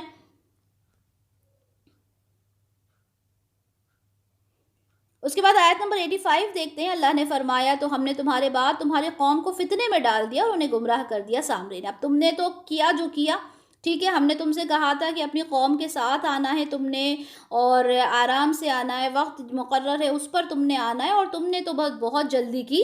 اور مطلب دیکھیں، جو اللہ تعالیٰ کی جو بتائی ہوئی چیزیں ہیں اسی کے اکارڈنگ ہم نے اپنی زندگی کو گزارنا ہے۔ ٹھیک ہے، اگر ہم یہ سوچیں کہ ہم کچھ ایکسٹرا یا کچھ الگ کریں گے تو وہ ایک اچھی چیز ہو جائے گی۔ تو یہاں پر کیا ہوا، اللہ تعالیٰ نے کہا کہ دیکھو تم نے جلد بازی کی، اور اس کی وجہ سے کیا ہوا، تمہاری پوری کی پوری جو قوم ہے، پوری جو بنی اسرائیل ہے، اسے فتنے میں ڈال دیا۔ کس نے ڈال دیا؟ سامری نے۔ اب سامری کون ہے؟ سامری کے بارے میں کچھ لوگ تو یہ کہتے ہیں کہ وہ قبطی قوم سے تھا، قبطی یعنی فرعون کا جہاں کا رہنے والا تھا اس نسل سے تھا، اور کچھ لوگ کہتے ہیں کہ وہ بنی اسرائیل میں سے ہی تھا، واللہ عالم۔ کچھ کہتے ہیں کہ وہ سامری ایک کاسٹ تھی اس میں سے تھا، ٹھیک ہے، لیکن زیادہ تر مفسرین یہی کہتے ہیں کہ وہ بھی بنی اسرائیل میں سے ہی ایک انسان تھا۔ تو لوٹے موسیٰ علیہ السلام اپنی قوم کی طرف بہت غضبناک اور سخت رنجیدہ حالت میں۔ انہوں نے کہا، اے میری قوم کے لوگوں، کیا تم سے تمہارے رب نے اچھا وعدہ نہیں کیا تھا؟ تو کیا یہ مدت تم پر بہت طویل ہو گئی؟ یا تم لوگوں نے یہ چاہا کہ تم پر تمہارے رب کا غضب نازل ہو؟ تو تم نے میرے وعدے کی خلاف ورزی کر ڈالی۔ اب آپ پھر سے امیجن کریں کہ اب موسیٰ علیہ السلام کو اللہ تعالیٰ نے اس بات پہ ایک طرح سے مطلب ایک طرح سے خفا ہی کہہ لیں کہ آپ نے کیوں اتنی جلد بازی کی اور اپنی قوم کو پیچھے چھوڑ کر آ گئے۔ اب موسیٰ علیہ السلام کا جو وقت تھا، مقررہ وقت تھا، 40 دن تھے، جب وہ کمپلیٹ ہوئے اور موسیٰ علیہ السلام جب اپنی قوم کے پاس واپس آئے تو یہاں پر آیت نمبر 86 میں کیا فرما رہے ہیں کہ تم نے کیوں اس طرح کا کام کیا۔ اچھا، موسیٰ علیہ السلام جو تھے وہ بہت زیادہ جلالی تھے، اور وہ بہت زیادہ غصے میں آئے، اور انہوں نے کہا کہ تم نے کیوں ایسا کیا، کیوں تم نے جو تمہارا جو رب سے تمہارا وعدہ تھا اسے تم نے کیوں پورا نہیں کیا؟ کیا تم کو لگا کہ یہ وقت بہت زیادہ ہو گیا؟ کیونکہ 30 دن کا وعدہ کر کے گئے تھے، وہ 40 دن کا ہو گیا۔ تو کہنے لگے، کیا تمہیں لگا یہ وقت بہت زیادہ ہو گیا؟ تم نے کیوں اس طرح کیا؟ مطلب بہت زیادہ غصے میں ہو کر موسیٰ علیہ السلام نے اپنی قوم سے یہ سوال کیا۔ انہوں نے جواب دیا کہ ہم نے آپ کے وعدے کی خلاف ورزی اپنے اختیار سے نہیں کی، بلکہ ہم پر بوجھ تھا اس قوم کے زیورات کا، تو وہ ہم نے پھینک دیے۔ اور اس طرح سامری نے بھی کچھ پھینکا۔ پھر اس نے ان کے لیے ایک بچڑا برآمد کر دیا، ایک دھڑ جس سے گائے کی سی آواز آتی تھی۔ تو انہوں نے کہا کہ یہ تمہارا معبود اور موسیٰ کا معبود ہے، مگر موسیٰ بھول گیا۔ اب جب انہوں نے سوال کیا موسیٰ علیہ السلام نے اپنی قوم سے کہ کیا ریزن تھا، تم لوگوں نے کیوں میرا انتظار نہیں کیا؟ میں نے جب تم سے کہا تھا کہ اللہ کی عبادت ہی کرنا ہے، کیونکہ ہوا تھا نا پہلے بھی، ہم پہلے پڑھ کر آ چکے تھے کہ جب فرعون سے جب وہاں سے نجات پا کر وہ لوگ آگے گئے، تب انہوں نے دیکھا تھا کہ ایک بستی تھی جو بت پرستی میں تھی، تو انہوں نے کہا ہمارے لیے بھی ایک بت بنا دیں۔ تو موسیٰ علیہ السلام نے کتنے اچھے سے ان کو سمجھایا تھا، سب کچھ کیا تھا۔ اب وہ کہہ رہے ہیں کہ مطلب میرے جانے کے بعد تم نے پھر وہی کام کیا۔ تو انہوں نے کہا کہ دیکھو یہ سب کچھ جو کچھ کیا، موسیٰ علیہ السلام سے کہا، دیکھو موسیٰ، ہم نے یہ سب کچھ اپنی مرضی سے نہیں کیا، بلکہ ہمارے پاس جو قبطی قوم کے جو زیورات تھے ان کا بوجھ ہمارے اوپر تھا۔ اچھا، الگ الگ رائے ہیں اس زیورات کے بارے میں۔ کوئی کہتا ہے کہ ان کے زیورات تھے اور اس کا وزن ان سے سنبھل نہیں رہا تھا تو انہوں نے سامری کو دے دیے۔ کچھ کہتے ہیں کہ کیونکہ یہ ابراہیم علیہ السلام کی نسل سے تھے اور بہت ہی با اعتبار لوگ تھے، اور اس وجہ سے جو قبطی تھے وہ اپنا سامان، اپنے زیورات جو تھے یہ بنی اسرائیل کے پاس رکھوایا کرتے تھے۔ اب جب راتوں رات یہ حکم ہوا کہ آپ نے وہاں سے بالکل نکل جانا ہے، ہجرت کرنا ہے، تو جو سامان تھا ان کے پاس، زیورات وغیرہ بھی ان کے پاس آ گئے۔ تو ان کے پاس یہ بوجھ تھا کہ اب یہ تو امانت ہے ہمارے پاس، اب اس کا ہم کیا کریں؟ ٹھیک ہے، جو بھی ریزن تھا، لیکن وہ جو زیورات تھے، تو سامری نے کیا کہا کہ یہ تمہارے زیورات کا جو بوجھ ہے تمہارے اوپر، ایک کام کرو، اس کو آگ میں ڈال دو۔ اور سامری نے بھی کچھ آگ میں ڈالا، اور جب وہ آگ میں ڈالا تو ہم جانتے ہیں کہ سونا جو ہوتا ہے وہ اس کی ایک جو بھی شیپ بنانا چاہے، ہم جیولری پہنتے ہیں سونے کی، ہے نا، ہم جو ڈیزائن بتاتے ہیں وہ ڈیزائن بن کر آ جاتا ہے۔ تو اس سے ایک بچڑے کا شیپ بن گیا، ٹھیک ہے، بچڑے کا شیپ بن گیا، تو اس کے اندر سوراخ تھے۔ اب سوراخ ہوتے ہیں، ہم دیکھتے ہیں کوئی بھی ایسا انسٹرومنٹ ہوتا ہے جس کے اندر ہولز ہوتے ہیں تو اس میں سے آواز آتی ہے۔ سیم وہی چیز اس بچڑے میں سے بھی ہو رہی تھی کہ جب اس میں سے ہوا پاس ہوتی تھی ایک طرف سے دوسری طرف، تو وہاں سے کیا ہوتا تھا؟ آواز نکل کر آتی تھی جیسے گائے کی جیسی آواز نکل کر آتی تھی. یا آج بھی اگر ہم دیکھیں کچھ ٹوائز ہوتے ہیں جن میں سے آواز نکلتی ہے, یا پھر کوئی انسٹرومنٹ ہی دیکھ لیں, بجانے والے انسٹرومنٹ دیکھتے ہیں اس میں ہولز ہوتے ہیں جس کی وجہ سے وہ آواز نکل کر آتی ہے. تو انہوں نے یہاں پر ایکسپلینیشن دیا کہ ہم نے کچھ نہیں کیا, ہم تو یہ زیورات کے لیے پریشان تھے, اور سامری نے کہا کہ میں اس سے کچھ بناتا ہوں. اور جب وہ وہاں سے بچڑا نکلا, اور کیونکہ بچڑے کی محبت ان کے دلوں میں تھی ہی پہلے سے ہی, تو جب وہ بچڑا نکلا تو اس نے سامری نے کیا کہا, یہ ہے تمہارا معبود, اور یہ تو موسیٰ کا بھی معبود ہے. موسیٰ تو بھول گیا کیونکہ موسیٰ علیہ السلام تو وہاں موجود نہیں تھے, سامری کچھ بھی کہہ سکتا تھا. آیت نمبر 89, تو کیا وہ دیکھتے نہیں تھے کہ وہ بچڑا ان کی طرف کوئی بات لوٹاتا نہیں تھا, اور نہ ہی اسے ان کے لیے کسی نقصان کا اختیار تھا, نہ ہی نفع کا. یعنی یہ وہی بتوں والی بات ہے, جو لوگ بت پرستی میں انوالو ہوتے ہیں, بتوں سے پوچھتے ہیں, ان کے سامنے سجدے کرتے ہیں, ان سے دعائیں مانگتے ہیں, تو وہ کیا یہ دیکھتے نہیں ہیں کہ یہ جو بت بنے کھڑے ہیں یہ تو کچھ نہیں کر سکتے, ان کو مارا جائے تو یہ بھی گر جائیں, جیسا کہ ابراہیم علیہ السلام نے کیا. وہی بات یہاں پر کہی جا رہی ہے کہ وہ بچڑا کر کیا سکتا تھا, وہ تو کچھ بھی نہیں کر سکتا تھا. آیت نمبر 90 سے رکو نمبر 5 شروع ہو رہا ہے, جو کہ 104 تک ہے. اور ہارون علیہ السلام انہیں پہلے ہی کہہ چکے تھے, اے میری قوم کے لوگوں, تمہیں تو اس بچڑے کے ذریعے اس فتنے میں ڈالا گیا ہے, اور یقیناً تمہارا رب یہ بچڑا نہیں بلکہ رحمان ہے, چنانچہ تم لوگ میرے پیروکار بنو اور میری بات مانو. اب آپ لوگوں کے دماغ میں سوال آئے گا نا کہ ہارون علیہ السلام اس وقت کہاں تھے؟ موسیٰ علیہ السلام گئے تھے نا تورات لینے, تو ہارون علیہ السلام وہیں پر موجود تھے, لیکن ہارون علیہ السلام کا جو مزاج تھا وہ بہت ہی نرم تھا, ٹھیک ہے, اور وہ کنٹرول نہیں کر پا رہے تھے اتنی بڑی قوم کو. تو انہوں نے کہا کہ میں نے تو اس قوم سے پہلے ہی کہا تھا کہ دیکھو میری پیروی کرو, یعنی مجھے مانو, مجھے فالو کرو, کیونکہ میں تمہیں توحید کی دعوت دے رہا ہوں, یہ بچڑا کچھ بھی نہیں ہے, اس بات کو سمجھو. یہاں پر ہارون علیہ السلام نے جواب دیا. انہوں نے کہا ہم تو اسی پر اعتکاف کرتے رہیں گے یہاں تک کہ موسیٰ خود ہمارے پاس واپس آ جائیں. انہوں نے کہا کہ ہارون علیہ السلام سے کہا کہ ہم تمہاری بات نہیں مانیں گے, ہم تو جب موسیٰ علیہ السلام آ جائیں گے ان کی ہی بات مانیں گے. کیوں؟ کیونکہ سامری نے بھی یہ کہہ دیا تھا کہ یہ تو معبود ہے تمہارا بھی اور موسیٰ کا بھی, موسیٰ تو بھول گیا. تو اب انہوں نے کہا کہ اب موسیٰ علیہ السلام کو آنے دو اور پوری بات ہم کلیئر کر لیں گے. کہتے ہیں نا دودھ کا دودھ پانی کا پانی ہو جائے گا, معلوم کر لیں گے ہم کیا بات ہے. ہارون علیہ السلام کی بات انہوں نے نہیں مانی. موسیٰ علیہ السلام نے کہا, اے ہارون, آپ کو کس چیز نے روکا تھا جب آپ نے انہیں دیکھا کہ وہ گمراہ ہو گئے ہیں, کہ آپ نے میری پیروی نہ کی یا پھر آپ نے نافرمانی کی میرے حکم کی؟ ہارون علیہ السلام نے کہا, اے میرے ماں جائے, آپ اس طرح میری داڑھی اور میرے سر کے بال مت کھینچیے. مجھے تو یہ اندیشہ تھا کہ آپ یہ نہ کہیں کہ تم نے بنی اسرائیل میں تفریق پیدا کر دی اور میری بات یاد نہ رکھی. اب موسیٰ علیہ السلام کس سے مخاطب ہو رہے ہیں؟ ہارون علیہ السلام سے, اور کہہ رہے ہیں کہ یہ تم نے کیا کیا. جلالی تو تھے ہی, غصے میں تھے, کہنے کو ہارون علیہ السلام بڑے تھے موسیٰ علیہ السلام سے, لیکن موسیٰ علیہ السلام رسول تھے, ہارون علیہ السلام نبی تھے, درجے کا بھی فرق تھا. تو موسیٰ علیہ السلام نے کہا کہ تم نے میری پیروی کیوں نہ کی؟ میں تم سے کہہ کر گیا تھا کہ ان لوگوں کو تم نے, مطلب ان کے تم ریپرزنٹیٹیو ہو, ان کے نبی ہو, تم کیسے تمہاری موجودگی میں یہ سب کچھ ہو گیا؟ اور ان کے سر کے بال, داڑھی کے بال کھینچ کر وہ ان کو چلانے لگے.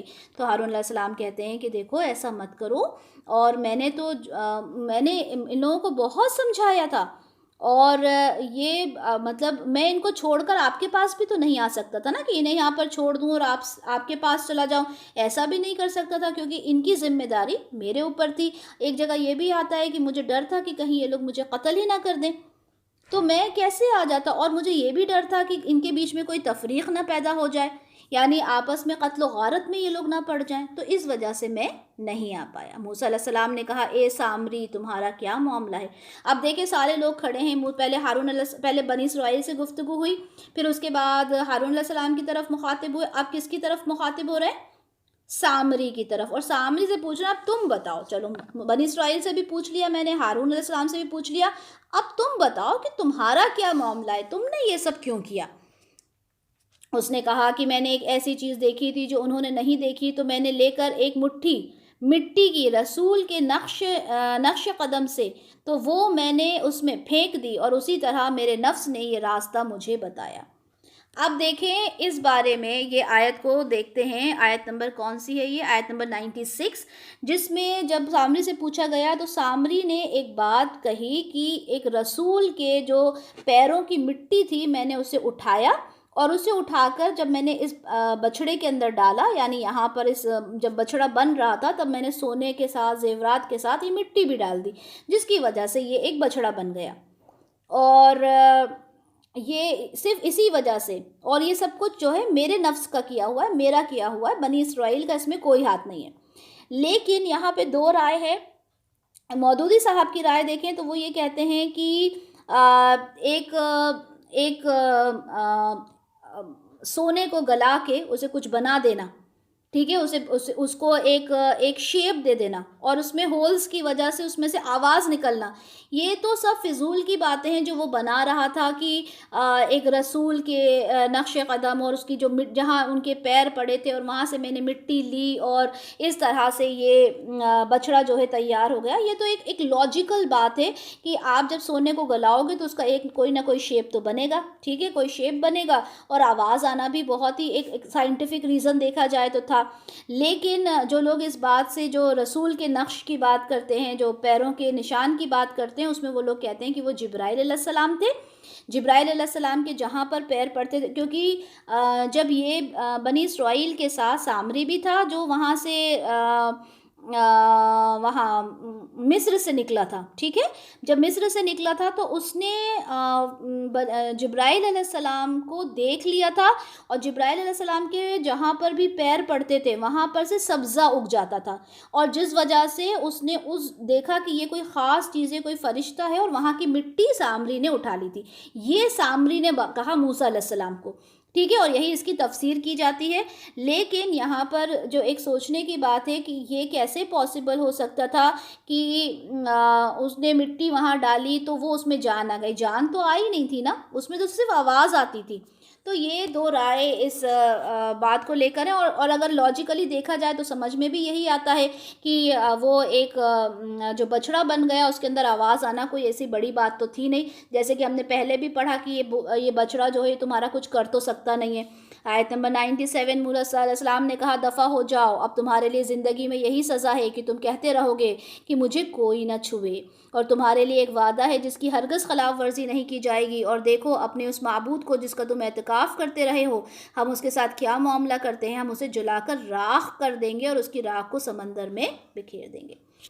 اب جب ساری باتیں ہو گئیں، سب کچھ کلیئر ہو گیا، موسیٰ علیہ السلام نے سامری سے کہا میری نظروں سے تم دور ہو جاؤ، اور تم ایک ایسی بیماری ہو جائے گی جس سے تمہیں کوئی چھو نہیں سکے گا، بلکہ اگر کوئی تمہارے قریب بھی آئے گا تو تم اس سے کہو گے کہ میرے پاس سے دور چلے جاؤ۔ ہو سکتا ہے کہ اگر کوئی اس کو ٹچ کرے تو سامری کو ہی زیادہ تکلیف ہوتی ہو، ٹھیک ہے، تو وہ تم خود یہ کہو گے کہ مجھے کوئی نہ چھوئے، اور ایسی تمہیں بہت گندی کوئی بیماری ہو جائے گی کہ تمہیں کوئی چھو نہیں سکے گا۔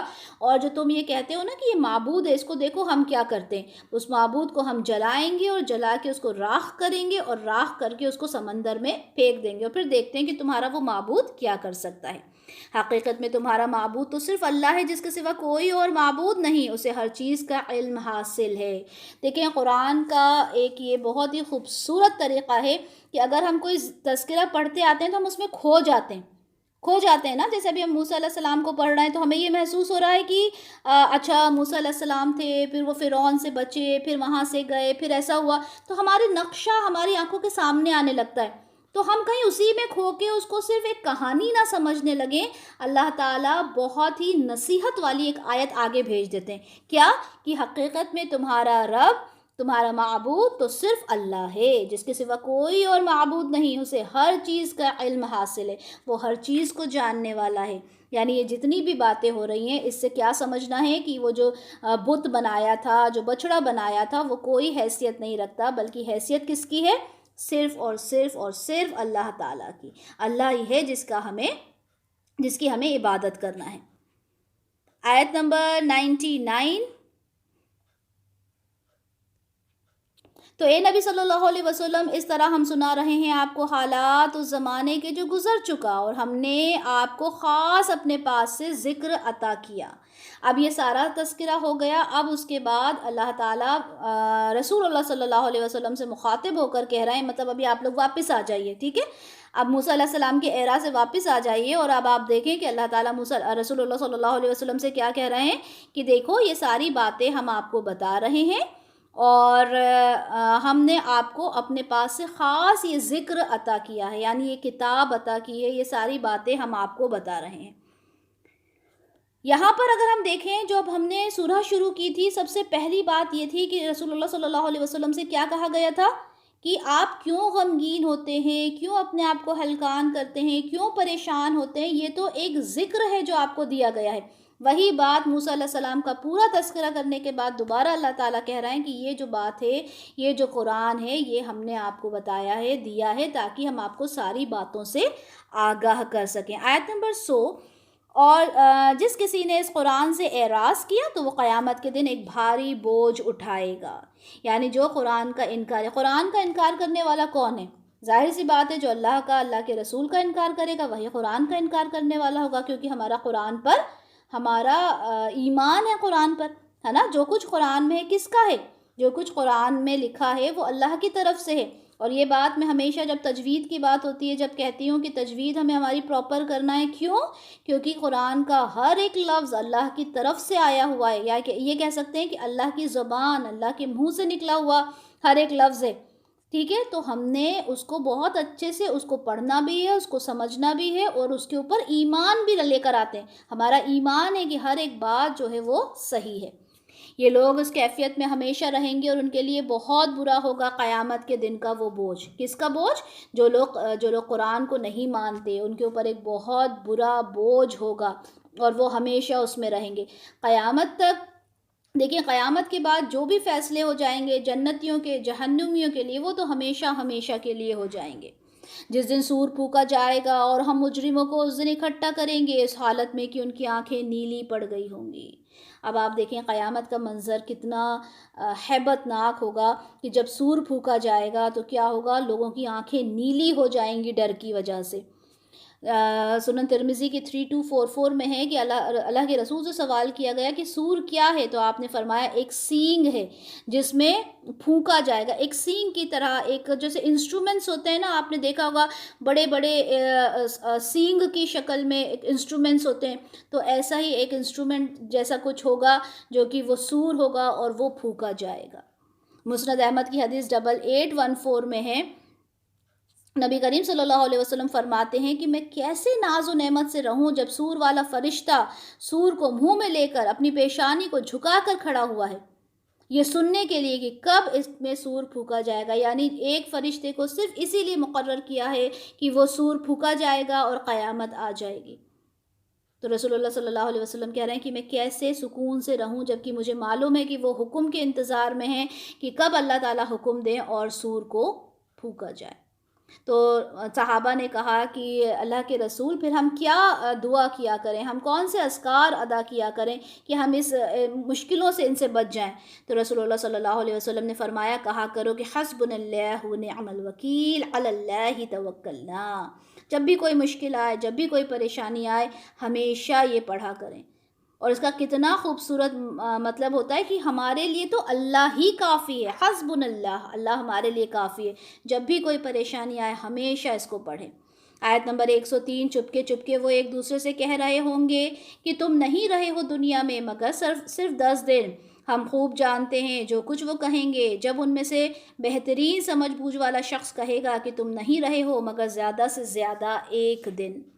اب وہ لوگ آپس میں بات کر رہے ہوں گے، یہاں تک کہ یہ بھی بھول گئے ہوں گے کہ دنیا کی زندگی کتنی رہی، یا پھر قبر میں جتنا رہے کتنا رہے، 1 دن رہے، 1 سال رہے، 10 سال رہے، 100 سال رہے، سب کچھ بھول جائیں گے۔ کوئی کہے گا کہ شاید 10 دن رہے، پھر اس میں سے ایک انسان جو اپنے آپ کو بہت زیادہ عقل مند سمجھتا ہوگا، اس میں سے اٹھ کر وہ کہے گا کہ نہیں نہیں، ہم صرف 1 ہی دن رہیں، اور اللہ تعالیٰ خوب جانتا ہے جو کچھ بھی تم بات کر رہے ہو۔ یعنی ان کے ذہن میں سے یہ بھی چلا جائے گا کہ ہم کتنا وقت یہاں پر رکے ہیں۔ اور اے نبی صلی اللہ علیہ وسلم، یہ لوگ آپ سے پہاڑوں کے بارے میں پوچھتے ہیں، آپ ان سے کہہ دیجئے کہ میرا رب ان کو ریزہ ریزہ کر کے بکھیر دے گا۔ یہاں سے رکوع نمبر 6 شروع ہو رہا ہے۔ قیامت کا منظر یہاں پر ہے، آیت نمبر 105 سے آیت نمبر 115 ہے، اور انشاءاللہ آج ہم یہیں اسی رکوع تک کریں گے۔ यहाँ पर रसूलुल्लाह सल्लल्लाहु अलैहि वसल्लम से पूछा जा रहा है पहाड़ों के बारे में, जो क्योंकि पहले भी इस तरह की आयत आई कि जो पहाड़ है, अब आप इमेजिन करें पहाड़ कितनी एक बड़ी चीज़ होती है, वो रेज़ा रेज़ा हो जाएगा, रुई की तरह उड़ने लगेगा, कुछ उसके अंदर वज़न नहीं होगा। तो वो लोग मजाक उड़ाया करते, हर बात का तो मजाक उड़ाते थे ना कुरैश। वो कहते थे कि ऐसा कैसे हो सकता है कि पहाड़ जो हैं वो कुछ भी नहीं रहेंगे और रेज़ा रेज़ा हो जाएंगे। तो ये लोग आपसे पहाड़ों के बारे में पूछते हैं, तो आप उनसे कह दीजिए मेरा रब उनको रेज़ा रेज़ा करके बिखेर देगा।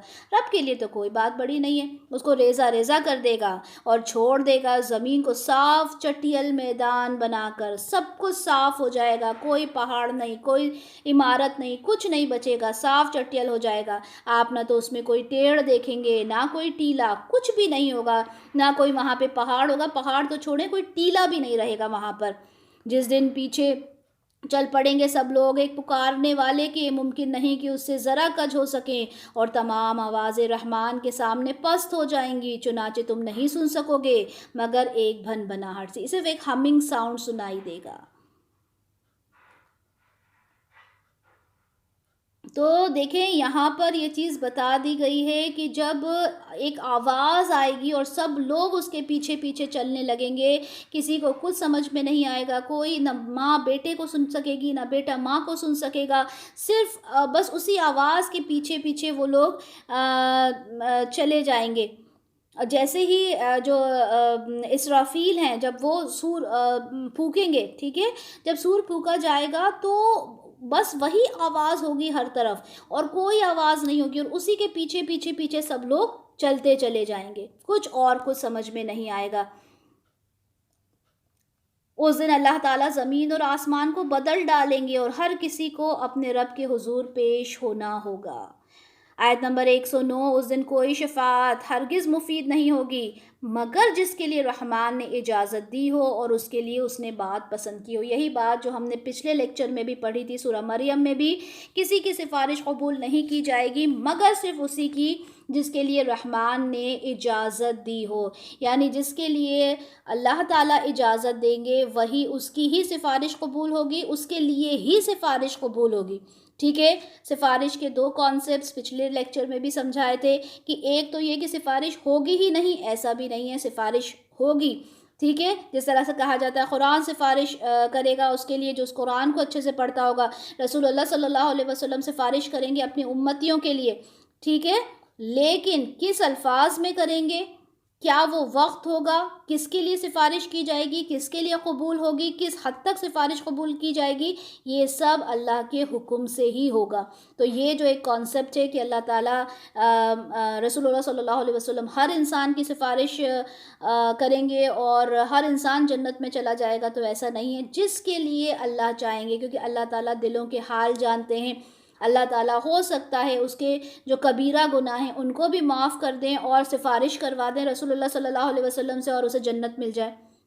वो हदीस में हमेशा कोट करती हूँ कि 99 खून करने के बाद जब उसने तौबा की और उसने कहा कि मैं जन्नत में जाऊँगा या दोज़ख में, अल्लाह ताला ने जन्नत उसके करीब कर दी। क्यों? क्योंकि उसकी नीयत थी।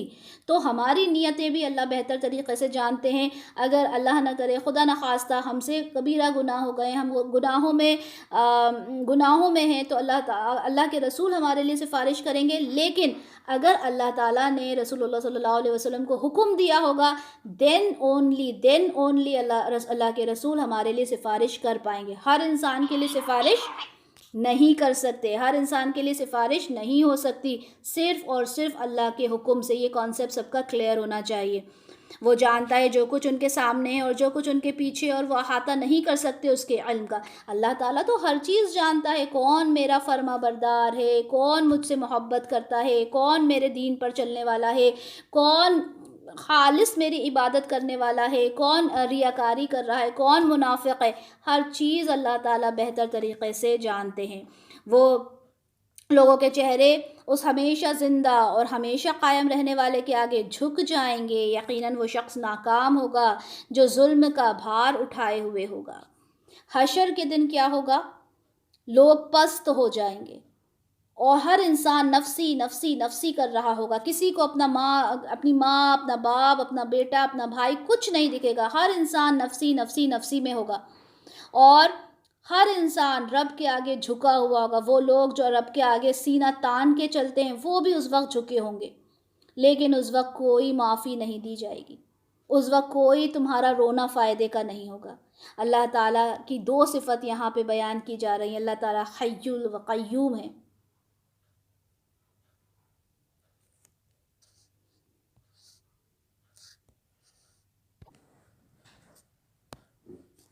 تو لوگوں کے چہرے ہمیشہ زندہ اور ہمیشہ قائم رہنے والے کے آگے جھک جائیں گے. یہاں اللہ تعالیٰ کی دو صفات بیان کی جا رہی ہیں کہ وہ کیا ہے، وہ حی ہے، وہ قیوم ہے، یعنی وہ ہمیشہ ہمیشہ رہنے والا ہے. اور اس وقت یہاں پہ اللہ تعالیٰ اپنی دو صفات بیان کر کے کیا ثابت کرنا چاہ رہے ہیں کہ دیکھو تم لوگ جو قیامت کا انکار کر رہے ہو، جو تم لوگ مان نہیں رہے کہ ہم قیامت میں قیامت آئے گی اور ہم سب زندہ کیے جائیں گے اور ہمیں ایک دن مرنا ہے، اور یہ ساری باتیں جن کو تم نہیں مان رہے ہو، تو دیکھو اس رب کے حضور تم سب کو ایک دن پیش ہونا ہے، جو ہمیشہ سے زندہ تھا اور ہمیشہ زندہ رہے گا، ہمیشہ سے قائم تھا اور ہمیشہ قائم رہنے والا ہے. اس کی ذات، اس کی صفات، اس کا اقتدار، کبھی بھی ان چیزوں میں کمزوری نہیں آ سکتی.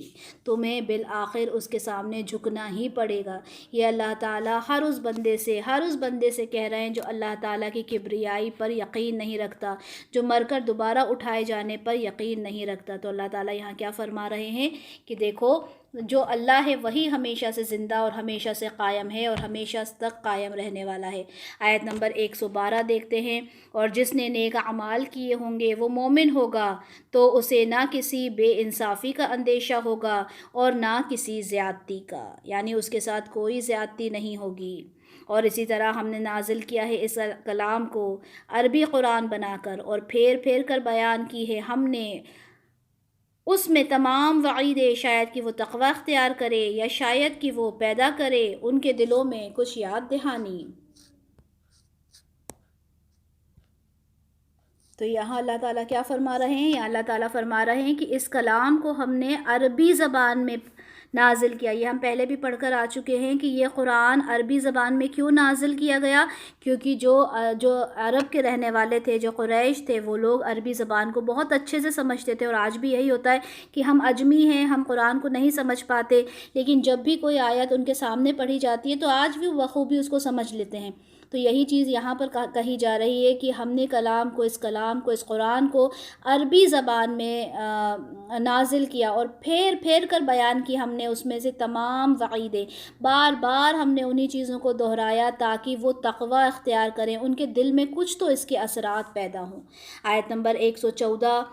تو بہت بلند اور بالا ہے اللہ، وہ بادشاہ ہے حقیقی، اور آپ جلدی نہ کیجیے اس قرآن کے ساتھ اس سے پہلے کہ آپ پر اس کی وحی مکمل ہو جائے، اور آپ صلی اللہ علیہ وسلم یہ کہتے رہا کیجیے کہ اے میرے رب میرے علم میں اضافہ فرما. اب یہاں پر ایک تنبیہ کی جا رہی ہے رسول اللہ صلی اللہ علیہ وسلم کو کہ آپ جلدی نہ کیا کریں.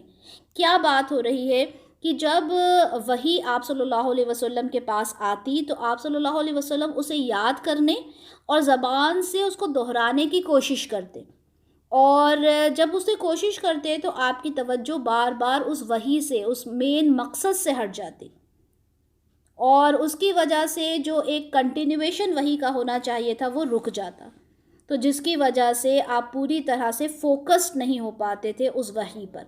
اسی کیفیت کو دیکھ کر یہ ضرورت محسوس کی گئی کہ آپ کو پیغام وحی کس طرح سے آپ نے اس کو لینا ہے، اس وحی کو وہ طریقہ سمجھایا گیا کہ دیکھیں آپ اسے بیچ میں یاد کرنے کی کوشش نہ کریں، اور آپ تک اس وحی کو صحیح طریقے سے پہنچا دیا جائے گا. جب وحی مکمل ہو جائے تب آپ اسے یاد کہیں، اور آپ نے کیا کہنا ہے؟ ربی زدنی علما، اے میرے رب مجھے علم زیادہ دے. اب یہاں سے ایک چیز تو یہ پتہ چلتی ہے کہ سورہ طٰہٰ کا جو یہ حصہ ہے وہ بالکل ابتدائی زمانے میں جب وحی کا نزول ہوتا تھا اس وقت کی ہے. کیونکہ اس طرح سے اللہ تعالیٰ نے کئی جگہ ہیں جہاں پر رسول اللہ صلی اللہ علیہ وسلم کو یہ بات بتائی کہ دیکھیں آپ جو اتنی جلد بازی کر رہے ہیں اس وحی کو یاد کرنے میں وہ نہ کریں۔ سورہ قیامہ میں ہے آیت نمبر 16 سے آیت نمبر 19 میں، جس میں اللہ تعالیٰ فرماتے ہیں کہ دیکھیں اس وحی کو آپ نے جلد بازی میں یاد نہیں کرنا، اپنی زبان کو آپ نے حرکت نہیں دینا، بلکہ آپ کو یاد کروانے کی ذمہ داری ہمارے اوپر ہے، آپ تو بس اس کو غور سے سنتے جائیں۔ اسی طرح سے سورہ اعلیٰ میں کی آیت نمبر 6 میں ہے کہ ہم تمہیں پڑھوا دیں گے پھر تم نہیں اس کو بھولو گے، یعنی یہ ہماری ذمہ داری ہے کہ تم جب اسے ایک بار پڑھ لو گے تو اس کو بھولو گے نہیں، لیکن جب وحی تمہارے پاس آ رہی ہے تو اس کو تمہیں غور سے سننا ہے۔ یہی کیفیت اس آیت میں بیان کی گئی ہے۔ آیت نمبر 115، اور ہم نے اس سے پہلے آدم علیہ السلام سے ایک عہد لیا تھا تو وہ بھول گیا اور ہم نے اس میں ارادے کی پختگی نہیں پائی۔ یہ رکوع کی آخری آیت ہے اور اس لیکچر کی بھی آخری آیت ہے کہ اللہ تعالیٰ نے جب آدم علیہ السلام کو جنت میں داخل کیا تب ان سے یہ عہد لیا تھا کہ آپ اور آپ کی بیوی جنت میں داخل ہوں، وہاں پر آپ رہیں گے، آپ کو اس بات کی اجازت ہے کہ آپ جو چاہیں کھائیں پئیں، لیکن آپ سے یہ عہد لے لیا گیا تھا کہ آپ اس درخت کے پاس، ایک درخت آپ کو بتا دیا گیا تھا کہ وہاں آپ نے نہیں جانا، اگر اس درخت کے پاس جائیں گے تو آپ ظالموں میں سے شمار ہو جائیں گے۔ لیکن آدم علیہ السلام اس عہد کو بھی بھول گئے اور اس پہ اپنی استقامت نہیں دکھا پائے۔ تو قرآن میں اگر ہم دیکھیں تو کسی بھی دوسری جگہ پر آدم علیہ السلام کے بارے میں یہ بیان نہیں کیا گیا کہ آدم علیہ السلام نے درخت کے قریب جانے کی غلطی عزم بالجزم کے ساتھ کی۔ یہاں پر قرآن اس بات کی وضاحت کر رہا ہے کہ آدم علیہ السلام نے یہ خطا بھول کر کی تھی اور وہ اپنے کیے ہوئے عہد پر عزم دکھانے میں ناکام ہو گئے تھے، اس پر پختہ ارادہ کرنے میں، اس کے اوپر مطلب اس کے اوپر کھڑے رہنے پہ ناکام ہو گئے تھے۔ تو یہاں پر اس عہد کو یاد کیا جا رہا ہے، یا اسی عہد کو بتایا جا رہا ہے کہ ہم نے آدم علیہ السلام سے بھی عہد لیا تھا اور وہ بھول گئے تھے۔ جس طرح سے سنن ترمذی کی حدیث 3076 میں ہے کہ آدم نے انکار کیا اس لیے ان کی اولاد نے بھی انکار کیا، آدم بھول گئے اس لیے ان کی اولاد بھی بھول جاتی ہے، اور آدم نے غلطی کی اس لیے ان کی اولاد بھی غلطی کرتی ہے۔ تو یہاں پر ہمارا یہ لیکچر الحمدللہ کمپلیٹ ہوتا ہے، اور ہم دیکھیں کہ یہاں پر ہم نے موسیٰ علیہ السلام کا تذکرہ بہت ہی خوبصورتی کے ساتھ سمجھا، اور اس کے ساتھ ساتھ ہم نے یہ بھی سمجھا کہ جو اس قرآن کے اندر کسی بھی جب واقعے کو بیان کیا جاتا ہے، تذکرہ کیا جاتا ہے، تو اس میں اللہ تعالیٰ ہمیں جو پہلوؤں سے ہمیں جو پہلو ہمارے لیے اجاگر کیے جاتے ہیں وہ یہی ہوتے ہیں کہ دیکھو اللہ کی عبادت کرنا ہے، صرف اور صرف اللہ تعالیٰ کی عبادت کرنا ہے۔